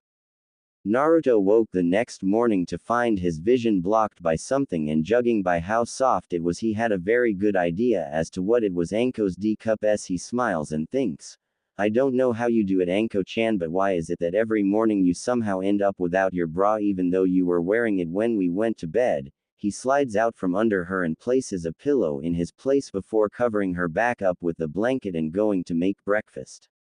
As Naruto makes breakfast, he thinks on what he should do for the next few days before team placements. Let's see, team placements are in 6 days. That gives me time to get to know my fellow genin minus Sakura. He shudders and prays to Kami that he isn't placed on a team with the Banshee, I mean Sakura. I should probably keep training, take Hinata on a few dates, and prepare for the shitstorm that those damned civilian counselors are going to send my way when they find out about me beating their precious Uchiha. Why does Gigi even keep them around? All they do is bitch about things that they have no say in. Naruto chuckles and sadistic smirk comes to his face as he plans for the inevitable meeting with the councils before continuing to make breakfast. Naruto finishes placing breakfast on the table as Anko comes out, scratching the back of her head while yawning. Morning Naruto-kun, what's for breakfast? He smiles. Well Anko-chan, we have eggs, toast, bacon and your favorite dango. However, I suggest you take a look at your current state of dress before you start eating. Anko looks down at what she is wearing and notices the is only wearing her purple thong before looking back up at Naruto, who is smirking. Now Anko-chan, as beautiful as you are and how much I enjoy seeing you wearing just panties, I think you should get dressed. Anko blushes before smirking and cupping her s. What's the matter Naru-kun, are you afraid you won't be able to control yourself seeing me like this? Naruto walks over and gives her quick kiss on lips before smirking. Not at all Anko-chan, it's just if you keep walking around like it would only be fair if I started walking around in just my boxers. And you likely jump me right then and there. Now go get dressed or no dango. Anko blushes at being out teased before realizing what he said and rushes to get dresses lest she risks her dango. Naruto smiles before sitting and waiting for her to return. After they finish breakfast and Naruto washes the dishes while Anko dries them, she turns to him. So Naruto-kun, what do you plan to do for the few days until team placements? He thinks for a minute. Well, I was thinking of training some more if you wanna join me. Maybe we could get Hinata-chan to join us, seeing how it's been a while since she did so. Anko smiles sadistically at the thought of training Hinata again before Naruto sees this and smiles. Now Anko-chan, I know what you're thinking, but try to keep the injuries down to a minimum this time, especially since Hinata can't find out which team she is on if she is in the hospital. Anko pouts a little before Naruto kisses her forehead. Now none of that Anko-chan, if we're lucky I will get placed on Hinata-chan's team with you as our sensei, that way the three of us can train together all we want. Anko instantly stops pouting as that thought comes to her mind. Now other than training, I was thinking of getting to know the others who graduated. And preparing for the inevitable meeting with the councils when they hear how I kicked the Uchihas. Naruto smiles remembering the kicking he gave the Temimo king. Anko smirks at hearing that and says, "Okay Naruto-kun, sounds like a plan, just remember to bring a camera to the council meeting. I want to see their faces when you show them why they shouldn't mess with you." Naruto smiles before giving her a quick peck on the lips. "Of course my hubby queen. Was already planning to. Anko, you better my foxy king or you're sleeping on the couch for a week." Naruto shudders remembering the last time he had to sleep on the couch after accidentally ruining Anko's dango. Naruto gives her one last kiss before they leave the tower to go and train. 1 week later. The week passed by quickly for Naruto. The first day he met up with Hinata and they went on a date in the park before watching the sunset from the top of Hokage Monument. The next day Naruto got to know his fellow genin minus Sakura and found they were pretty cool. Shino was pretty quiet, but Naruto could tell what he was saying by reading his body language. Shikamaru and Choji were pretty fun to be around despite Shikamaru being really lazy and Choji always eating something. Kiba tried to challenge him for Hinata-chan saying that as an alpha, she was his, which ended with Naruto kicking the shit out of him figuratively and literally. The rest of the week Naruto hung out with Hinata and Anko either training or just relaxing. It was the day of team placements and Naruto was standing on the roof of the building across from the academy wearing his usual trench coat, combat boots, red cargo pants, fishnet shirt, and black sunglasses thinking about how he would enter the classroom. He noticed Iruka just walk in before standing behind the podium and instantly came up with a way to enter. Smiling sadistically he sinks into the roof. Iruka had just entered his classroom and told everyone to shut up before doing roll call. As he went down the list he came to Naruto's name and silently prayed he wouldn't do any like when he first introduced himself. Oh poor Iruka, he has no idea what Naruto has in store for him. But I do. Q evil smile. As he called Naruto's name something started to come out the top of the podium slowly. Inch by inch it came out till it revealed it was Naruto's head. He had a creepy smile on his face that would make Orochimaru shiver before he suddenly said, "I'm Hiri," in a very creepy sing-song voice that nearly made Iruka have a heart attack as he jumped into the air screaming like a little fangirl and using chakra to stick the wall. Naruto rises the rest of the way out of the podium till he is standing on and begins laughing. "Sorry Iruka-sensei, couldn't resist, after all it's the last day that you will be my sensei." He then turns toward the back of the room. "Did you get all that on camera?" he asks. Suddenly a shadow clone appears holding a camera and nods his yeah boss, just like you said to now to go get it developed and pass it around the village. See ya, the clone responds before running off. Iruka finally gathers himself before thinking, why does it feel like there is some all-powerful deity that enjoys having Naruto either embarrass me or make me want a drink? He then turns toward the class, many of whom are snickering, a tick mark before clearing his throat, and begins a speech about he is proud of them. This is only the beginning and all that mumbo jumbo. Kiba then asks, "Hey Iruka-sensei, where is Mizuki-sensei?"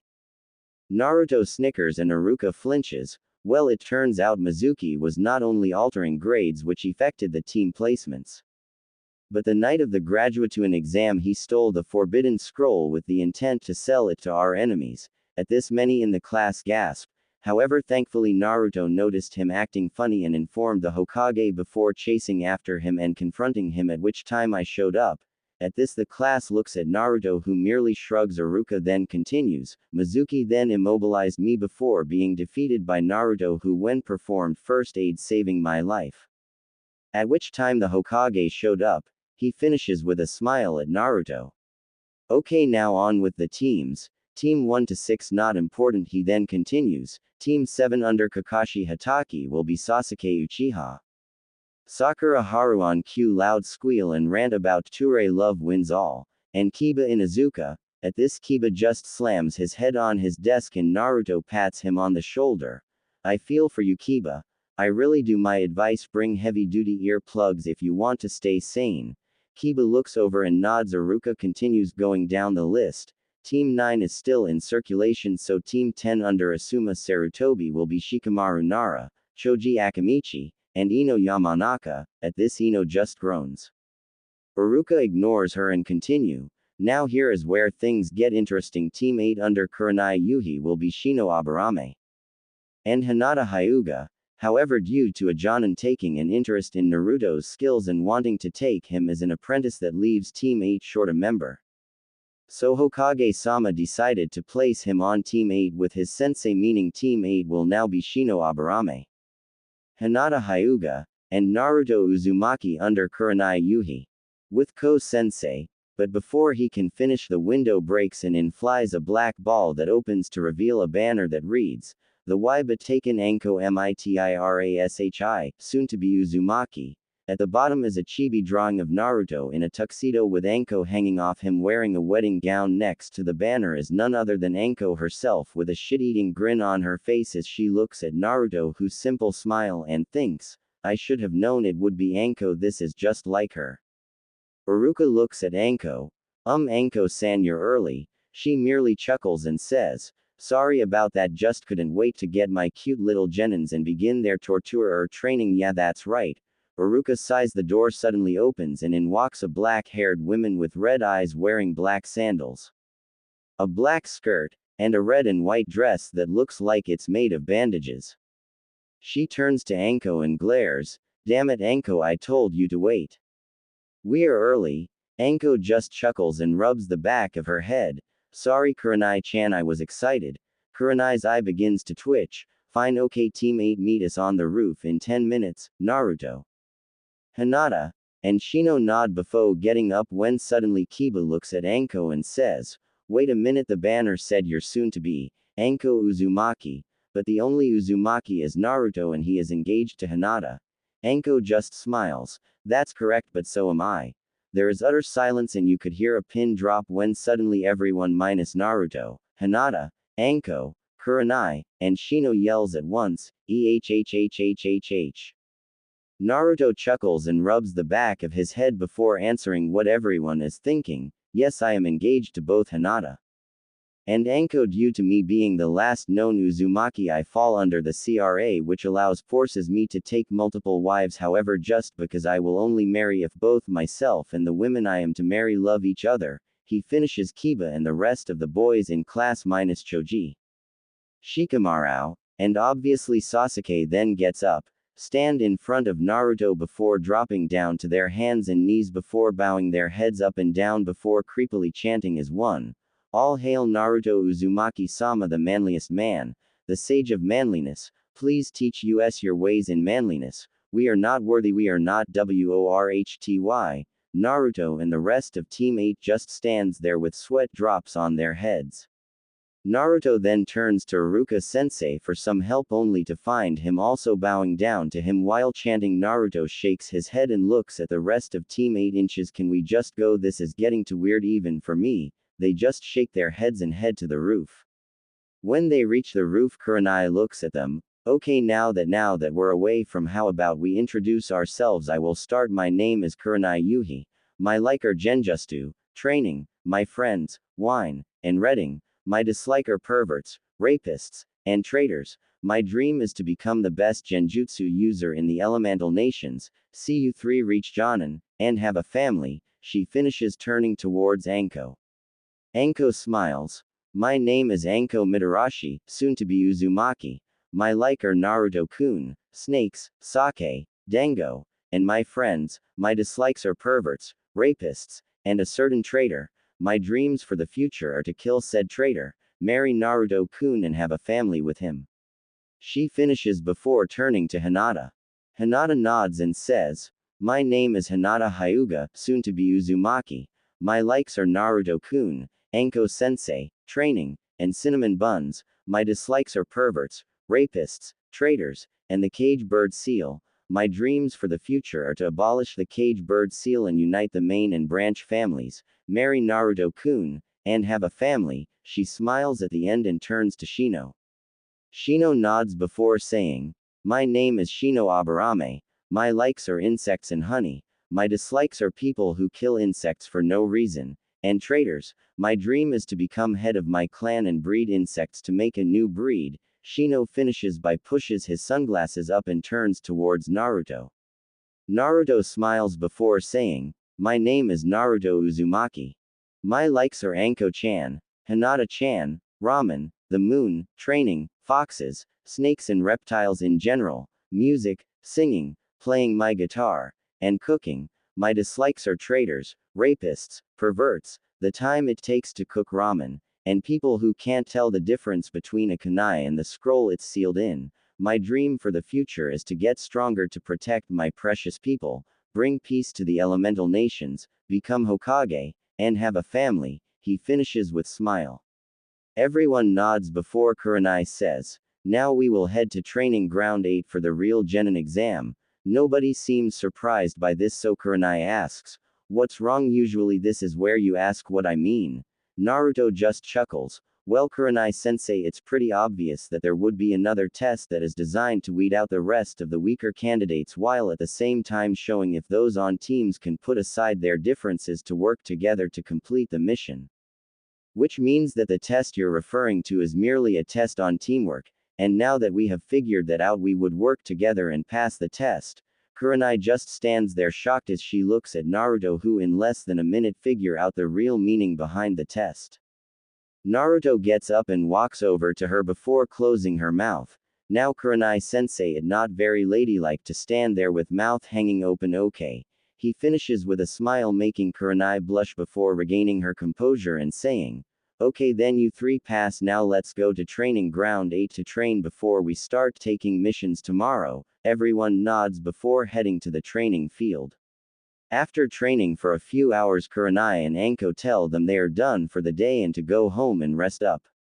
They then head to the Hokage Tower to report about their team. When they reach the Hokage's office, the other Jonin senseis are there waiting. The only ones worth mentioning are a tall man wearing the standard Jonin outfit. He has black spiky hair and a black trimmed beard, and is smoking a cigarette. This is Asuma Sarutobi, leader of Team 10 and son to the Hokage Hiruzen Sarutobi, next to his Kakashi Hatake, leader of Team 7. The Hokage notices Kurenai and Anko walk in and clears his throat. "Okay, now report on which teams pass and failed." The leaders of teams 1 to 6 all report that their teams failed. Kakashi steps up. Team 7 passes but barely. The biggest problems are Sasuke Uchiha and Sakura Haruno. Sasuke wants nothing to do with his teammates and only cares about getting stronger. It is in my personal opinion that if it meant him gaining more power, he would gladly either abandon or kill his teammates or a fellow Leaf Shinobi. Case in point, the incident where he attempted to kill Naruto Uzumaki after he losing to him in a spar. Sakura, on the other hand, only cares about impressing Sasuke. Kiba tried to bring the team together to get the bells, but they blew him off, and it was only after giving them a second chance did they pass. He finishes. The Hokage thinks for a minute. Sasuke shall be forced to go see Inoichi weekly to check his mental state. If he fails once, he shall be stripped of his shinobi license, have his chakra sealed, and become a civilian, he said, shocking some of the Jonin. He then turned to Asuma, who his report that Team 10 passed. The Sandame nodded before turning toward Kurenai and Anko. "Kurenai, Anko, your turn," he said with a smile, already having an idea of how things went. Kurenai cleared her throat. "Well, Hokage Sam, Team 8 passed with flying colors." She then goes on to explain how Naruto figured out the true meaning of the test less than a minute after they were told they were not Genin yet. She then proceeded to tell him of the training session they had along with Naruto, revealing his bloodline, which shocked the Jonin that didn't know he had one. When she was done, the Hokage merely chuckles, drawing everyone's attention. Well, it seems Naruto is finally revealing his skills, and the way he did so is just like him. Okay, everyone is dismissed. The Jonin leave and the Hokage just chuckles. He then turns toward one of the corners of the room and says, "Neko, please inform the council that there will be a meeting that they all are to attend in the next 30 minutes, then go and inform Naruto of it. He probably already has a good idea of what it's about." Neko nods before leaving, and the Hokage chuckles and thinks, time to go bust some heads. 30 minutes later, the Hokage sits at the head of a U-shaped ring of bleachers. On either side of him sit his advisors Kaharu, and Thing 1 and Thing 2, also known as Danzo and what's his name. On the left side of them sits the Civilian Council, aka the peanut gallery. On his right side sat the shinobi council, which consisted of Shikaku Nara, Shuza Akamichi, Inoichi Yamanaka, Sum Inuzuka, Shibi Aburame, and Hayashi Hyuga. Shikaku, Shuza, Shibi, and Inoichi look like older versions of their kids, except in Inoichi's case an older male version of Ino. Hiyashi looks the same as when Naruto met him 8 years ago. Sum Inuzuka, the Inuzuka clan head and mother of Hana Inuzuka, and Kiba Inuzuka, is about 5 feet 6 inches with high D-cup S. She wears long gray pants, black shinobi sandals, and a gray jacket with the hood pulled up. Next to her sat a lager gray furred dog with an eye patch. This was her nin dog companion Kuromaru. The Hokage clears his throat. We are gathered here to not only welcome back 2 of Konoha's most treasured clans but also reveal a new BLLOD line that has been discovered. There were murmurs about which clans the Hokage was talking about before he silenced them and looked at the door and said, "Please come in now." The door opened and in walked Naruto wearing his usual outfit. He walked up to stand before the Hokage, a smile on his face before bowing the Hokage. As soon as he finished bowing, one of the civilian counselors decided to be stupid and voice his opinion. "Hokage-sama, what is the demon?" He never finished his sentences. Naruto threw a kunai that hit the man in the head, killing him instantly, and just like that the civilian council erupted into chaos, yelling for him to be killed while he simply smiled. The Hokage merely chuckled before yelling, "Shut up," while blasting the civilians with his ki. Now before that idiot opened his mouth and broke a S rank law, which is punishable death. "Thank you for dealing with that, by the way." Naruto merely smiles before nodding his head. "Now, as I was saying, we are here to welcome back both the Uzumaki clan and the Namikaze clan along with a new bloodline. Now, because some of you are too slow or stupid to figure this out on your own, Naruto is the heir of both clones and the holder of a new bloodline." He pulls out a folder. In this folder is the birth certificate of one Naruto Uzumaki Namikaze, made mere second after he was born and signed by the Yondaime Hokage himself, Minato Namikaze, Naruto's father, and Kushina Uzumaki, Naruto's mother. He holds up the document before handing it to Hiyashi and asks him to authenticate it. Hiyashi looks at the document with his Byakugan before looking up and saying, "This document is real. There are residual chakra signatures of both Minato Namikaze and Kushina Uzumaki that match Naruto's, therefore he is the son of both Minato Namikaze and Kushina Uzumaki." He finishes, leaving everyone that didn't already know shocked. Suddenly one of the civilians stands up. "I vote we enact the CRA on Namikaze-sama and on behalf of the civilian council apologize for how he has been treated." There is silence until Naruto starts laughing and everyone minus the Hokage and Hiyashi look at him surprised. Naruto stops laughing before saying, "Oh, that's a good one. I haven't laughed like that in a long time." He looks towards the civilians and glares. "So you apologize for not only making my life a living but also basically pissing on the Yondaime's grave, who is my father, in case you didn't sink in yet, by taking his dying wish of me being seen as a hero like he wanted and completely disregarding. Well, here is what I have to say about that."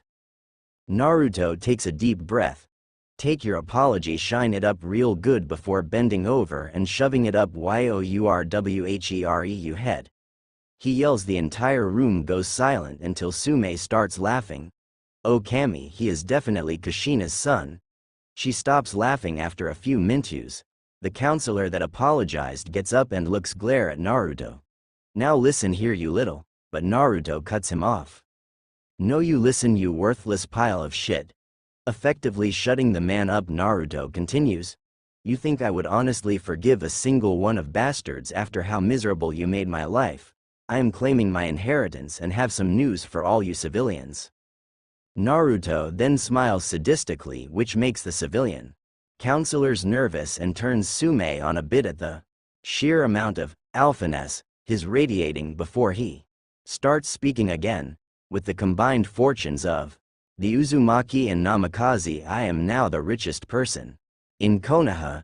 Everyone's eyes nearly jump out of their head hearing this, but Naruto continues on, "Not only that, but due to my father opening many businesses in housing projects along with those opened by my mother and Mito Uzumaki, I own more than 70% of the entire village."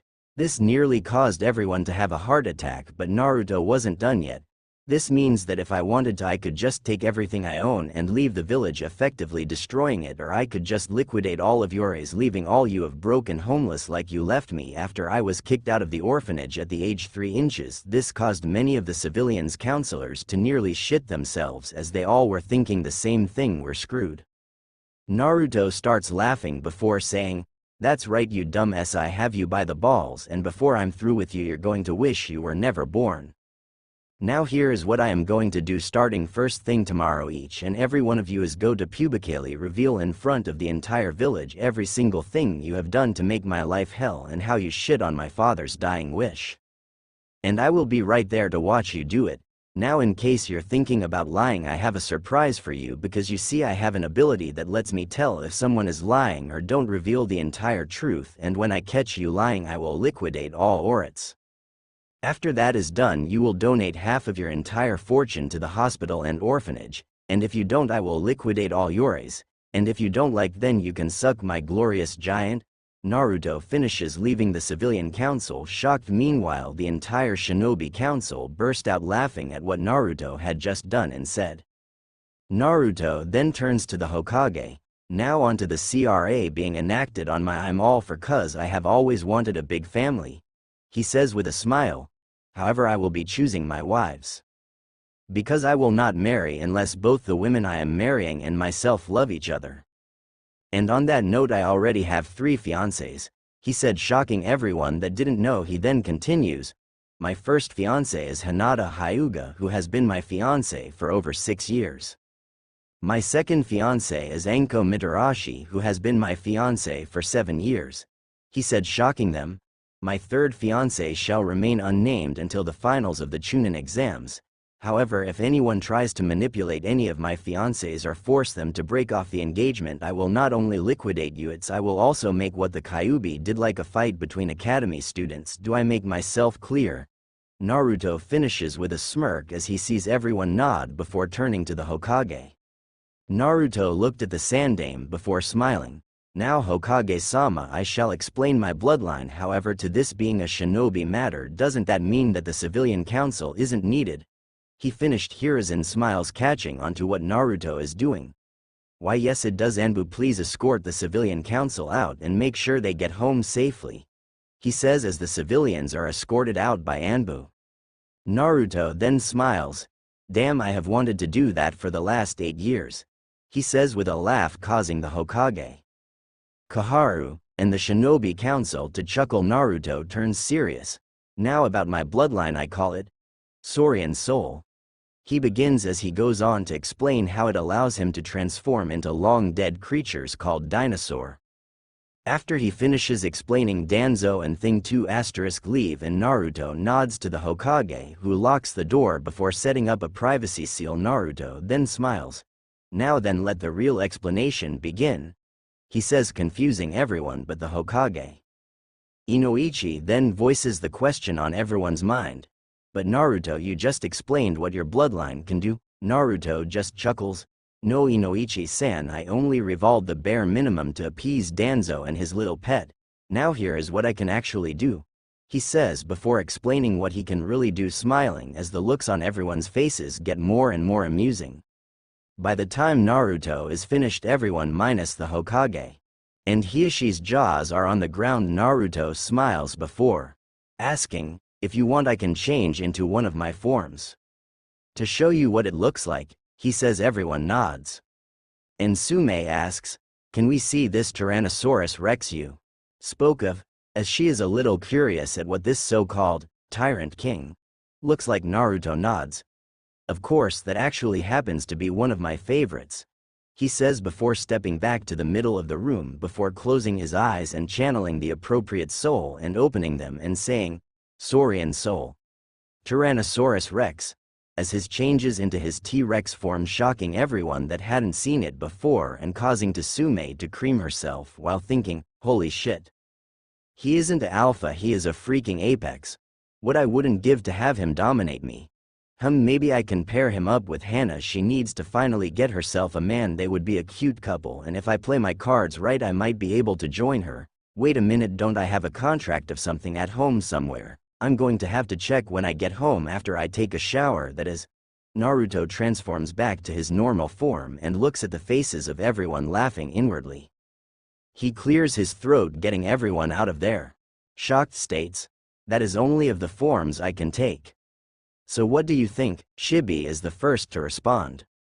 I have only 2 words to describe that. Holy shit, everyone looks at Shibi, who merely raises an eyebrow.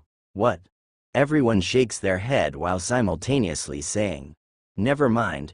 Hiruzen simply chuckles. I believe this ends the meeting, everyone have a nice night, he says as he gets up, Koharu doing the same before she walks over to him and gives him a hug, to which he hugs back, and she says, it's good to see you, Naruto-kun, I'm glad you're doing well. He smiles as they release each other. Me to Oba-san, how had your back been lately? She chuckles. It's been better, Naruto-kun, but the past few days it's starting to hurt more and more. Naruto reaches into one of the pockets in his pants and pulls out a large bag of a strange green leaves with 5 points and hands it to her. Here, Oba-san, I found these one day while training deep in the forest of death and found out that smoking them relieves all kinds of muscle aches. Koharu's eyes go wide at hearing this before thanking him. Naruto then pulls out more bags and gives them to everyone, except for Shuza, who asks, why didn't I get a bag? Naruto chuckles. There is one side effect to using this weed, and that is you get the munchies, and you get them bad. One time after smoking some I ended up eating over 100. Naruto sighs. Bowls of ramen at Ichiraku's? Everyone's eyes widen, thinking what would happen if someone from the Akamichi clan smoked some of this weed. Naruto realizes they figured out what would happen. Exactly, if an Akamichi were to smoke this, there is no telling how much they would eat. A shiver runs down everyone's spine. Naruto then looks towards Shiikaku and pull out a scroll. Before handing it to him, here, this is a gift for Yoshino-san.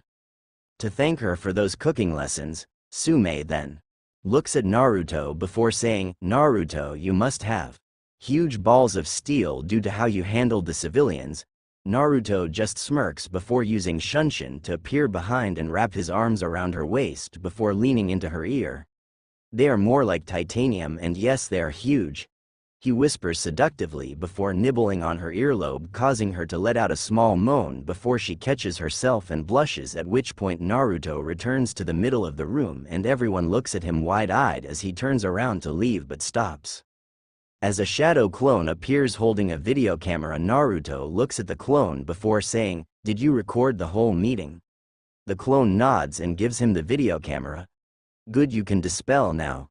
The clone does so and Naruto looks to see everyone staring at him. What? Anko wanted me to record me sticking it to the civilian council so we could watch it later.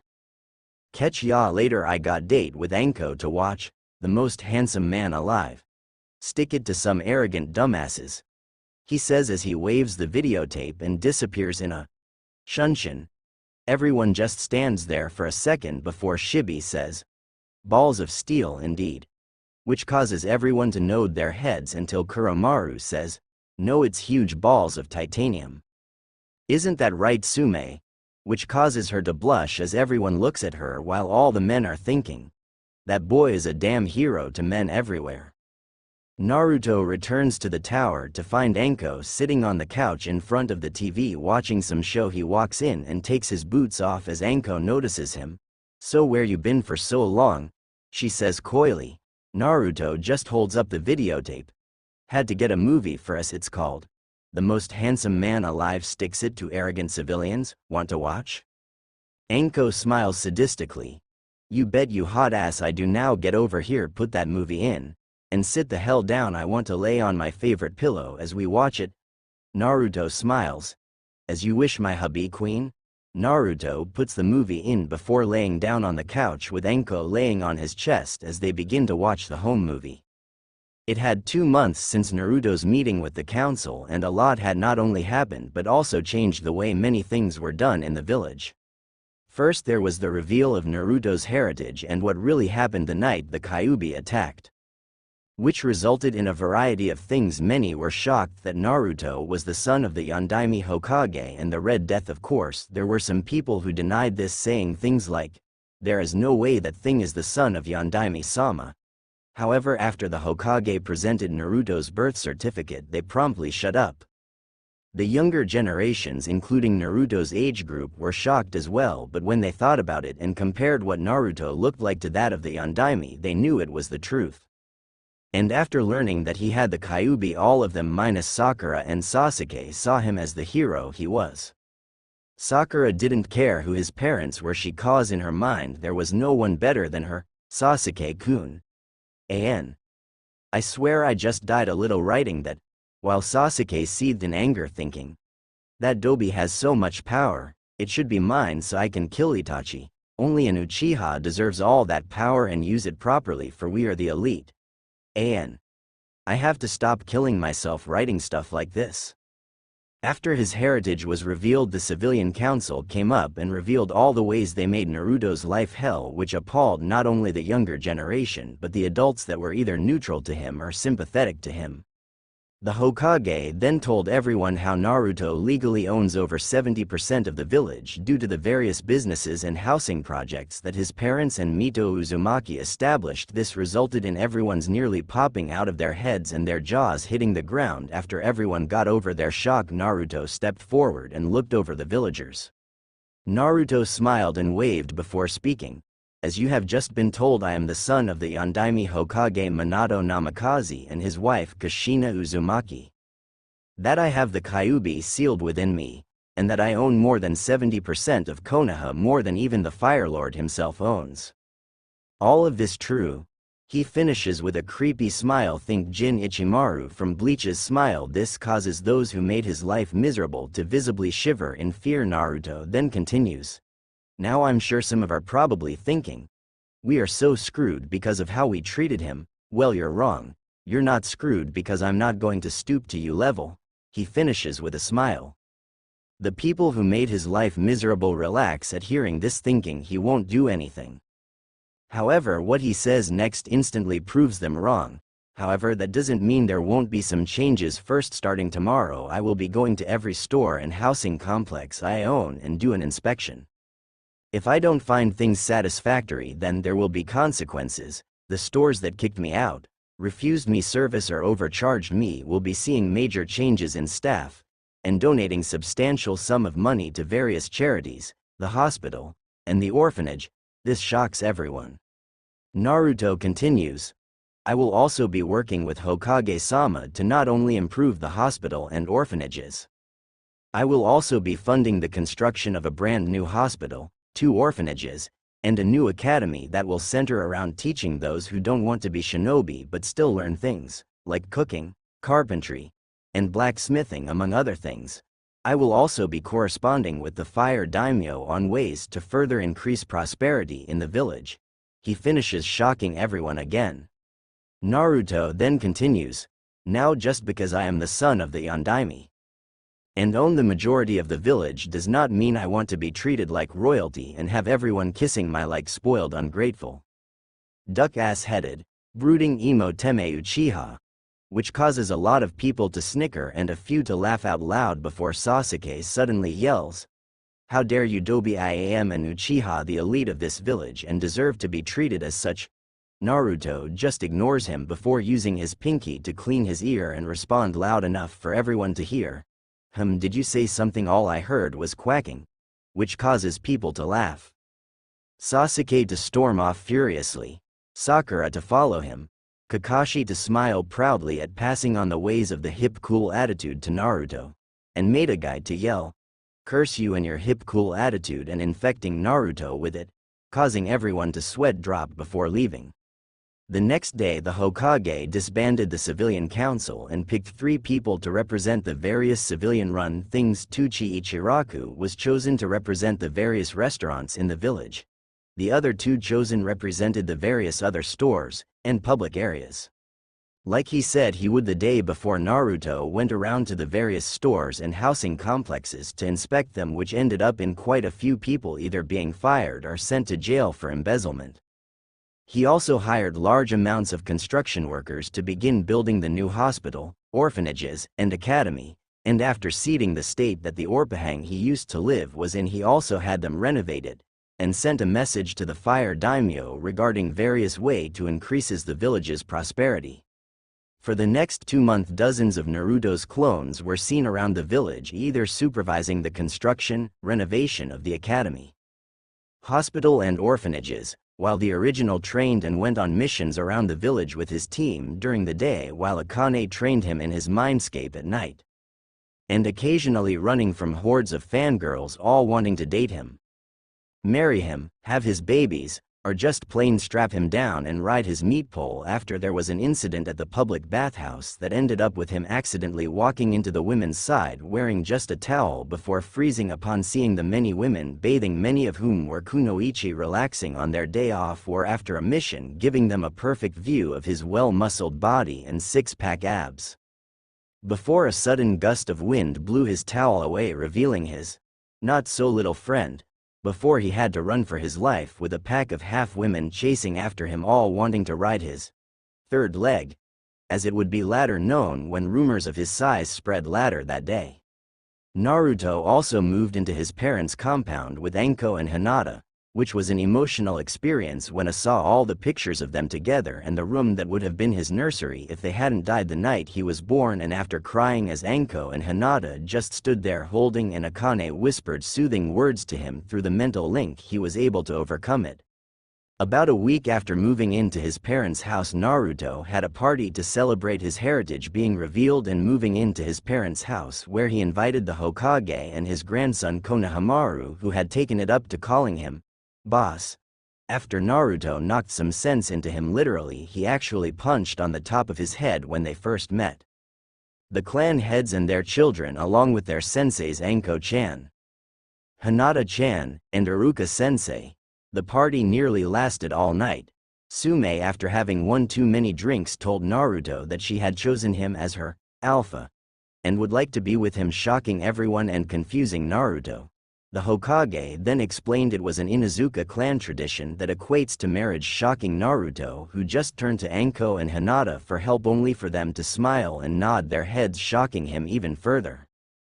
After Naruto had recovered from his shocked state, he turned to Sume and told her he would be honored, but he would have to go on some dates first to get to know each other better and see where things go from there.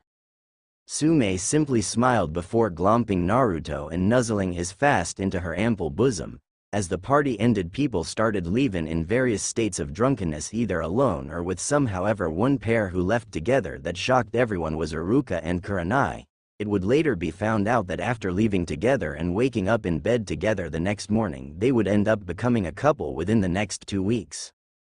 We now find Team 8 on a mission, hiding in the bushes stalking their target, when a voice sounds in their headsets.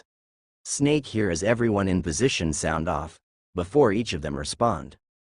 Dino here in position, Naruto says from his bush. Swarm here ready to begin, Shino stoically responds from his spot. Moon Eyes here in position, Hinata answers from her position. Snake aka Anko keys her headset. Roger, that does target. Mock the description, brown hair with a pink bow in it. Naruto keys his headset. Roger, that Snake, but I have an idea. Permission implemented. Permission granted. Dino, Swarm, Moon Eyes, get ready in case target makes a break for it. Roger. They both respond at once. Naruto activates one of the storage seals inside his trench coat and out pops a scroll. He then opens the scroll before channeling some chakra into it and out pops a large salmon. He grabs the fish before returning the scroll to the storage seal in his trench coat. He then walks out of the bush he was hiding in with the fish in his hand and walks towards the target. A cat with brown hair and a pink bow in it.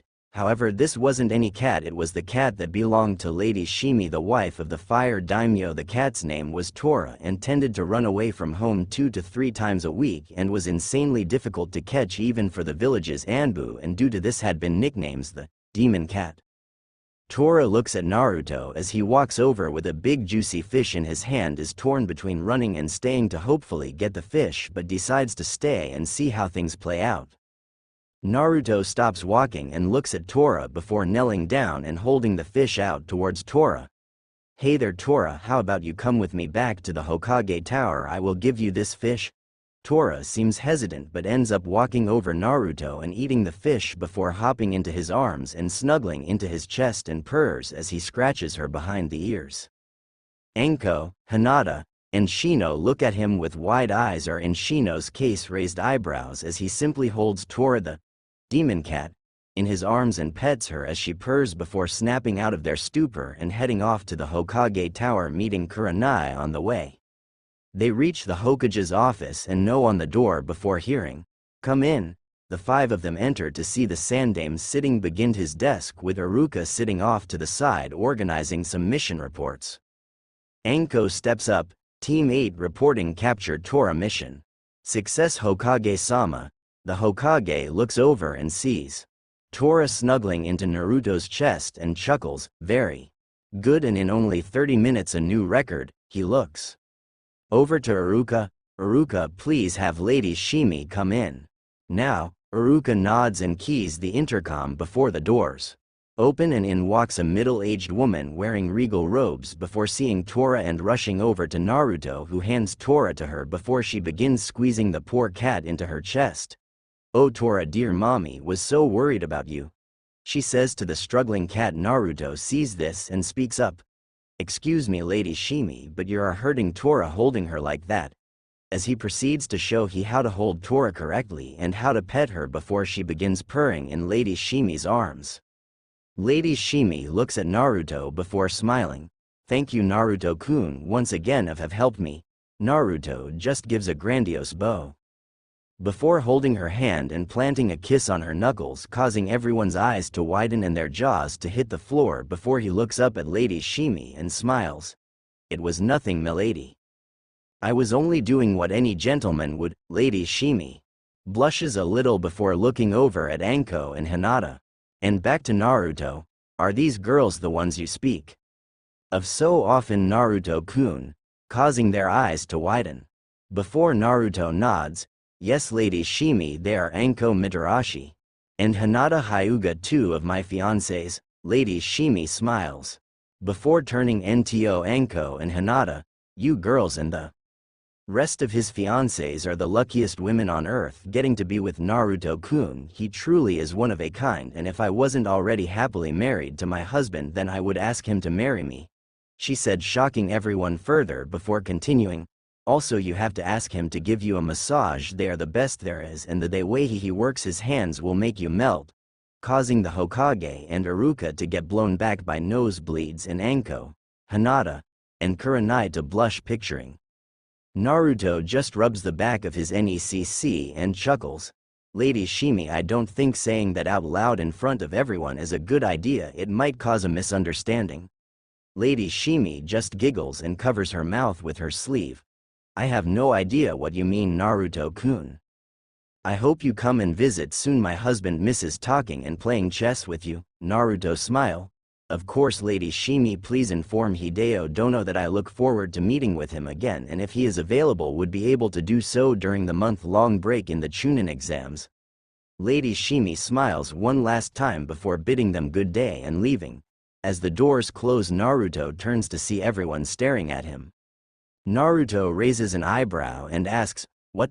They face vault before asking what that was all about. Naruto chuckles.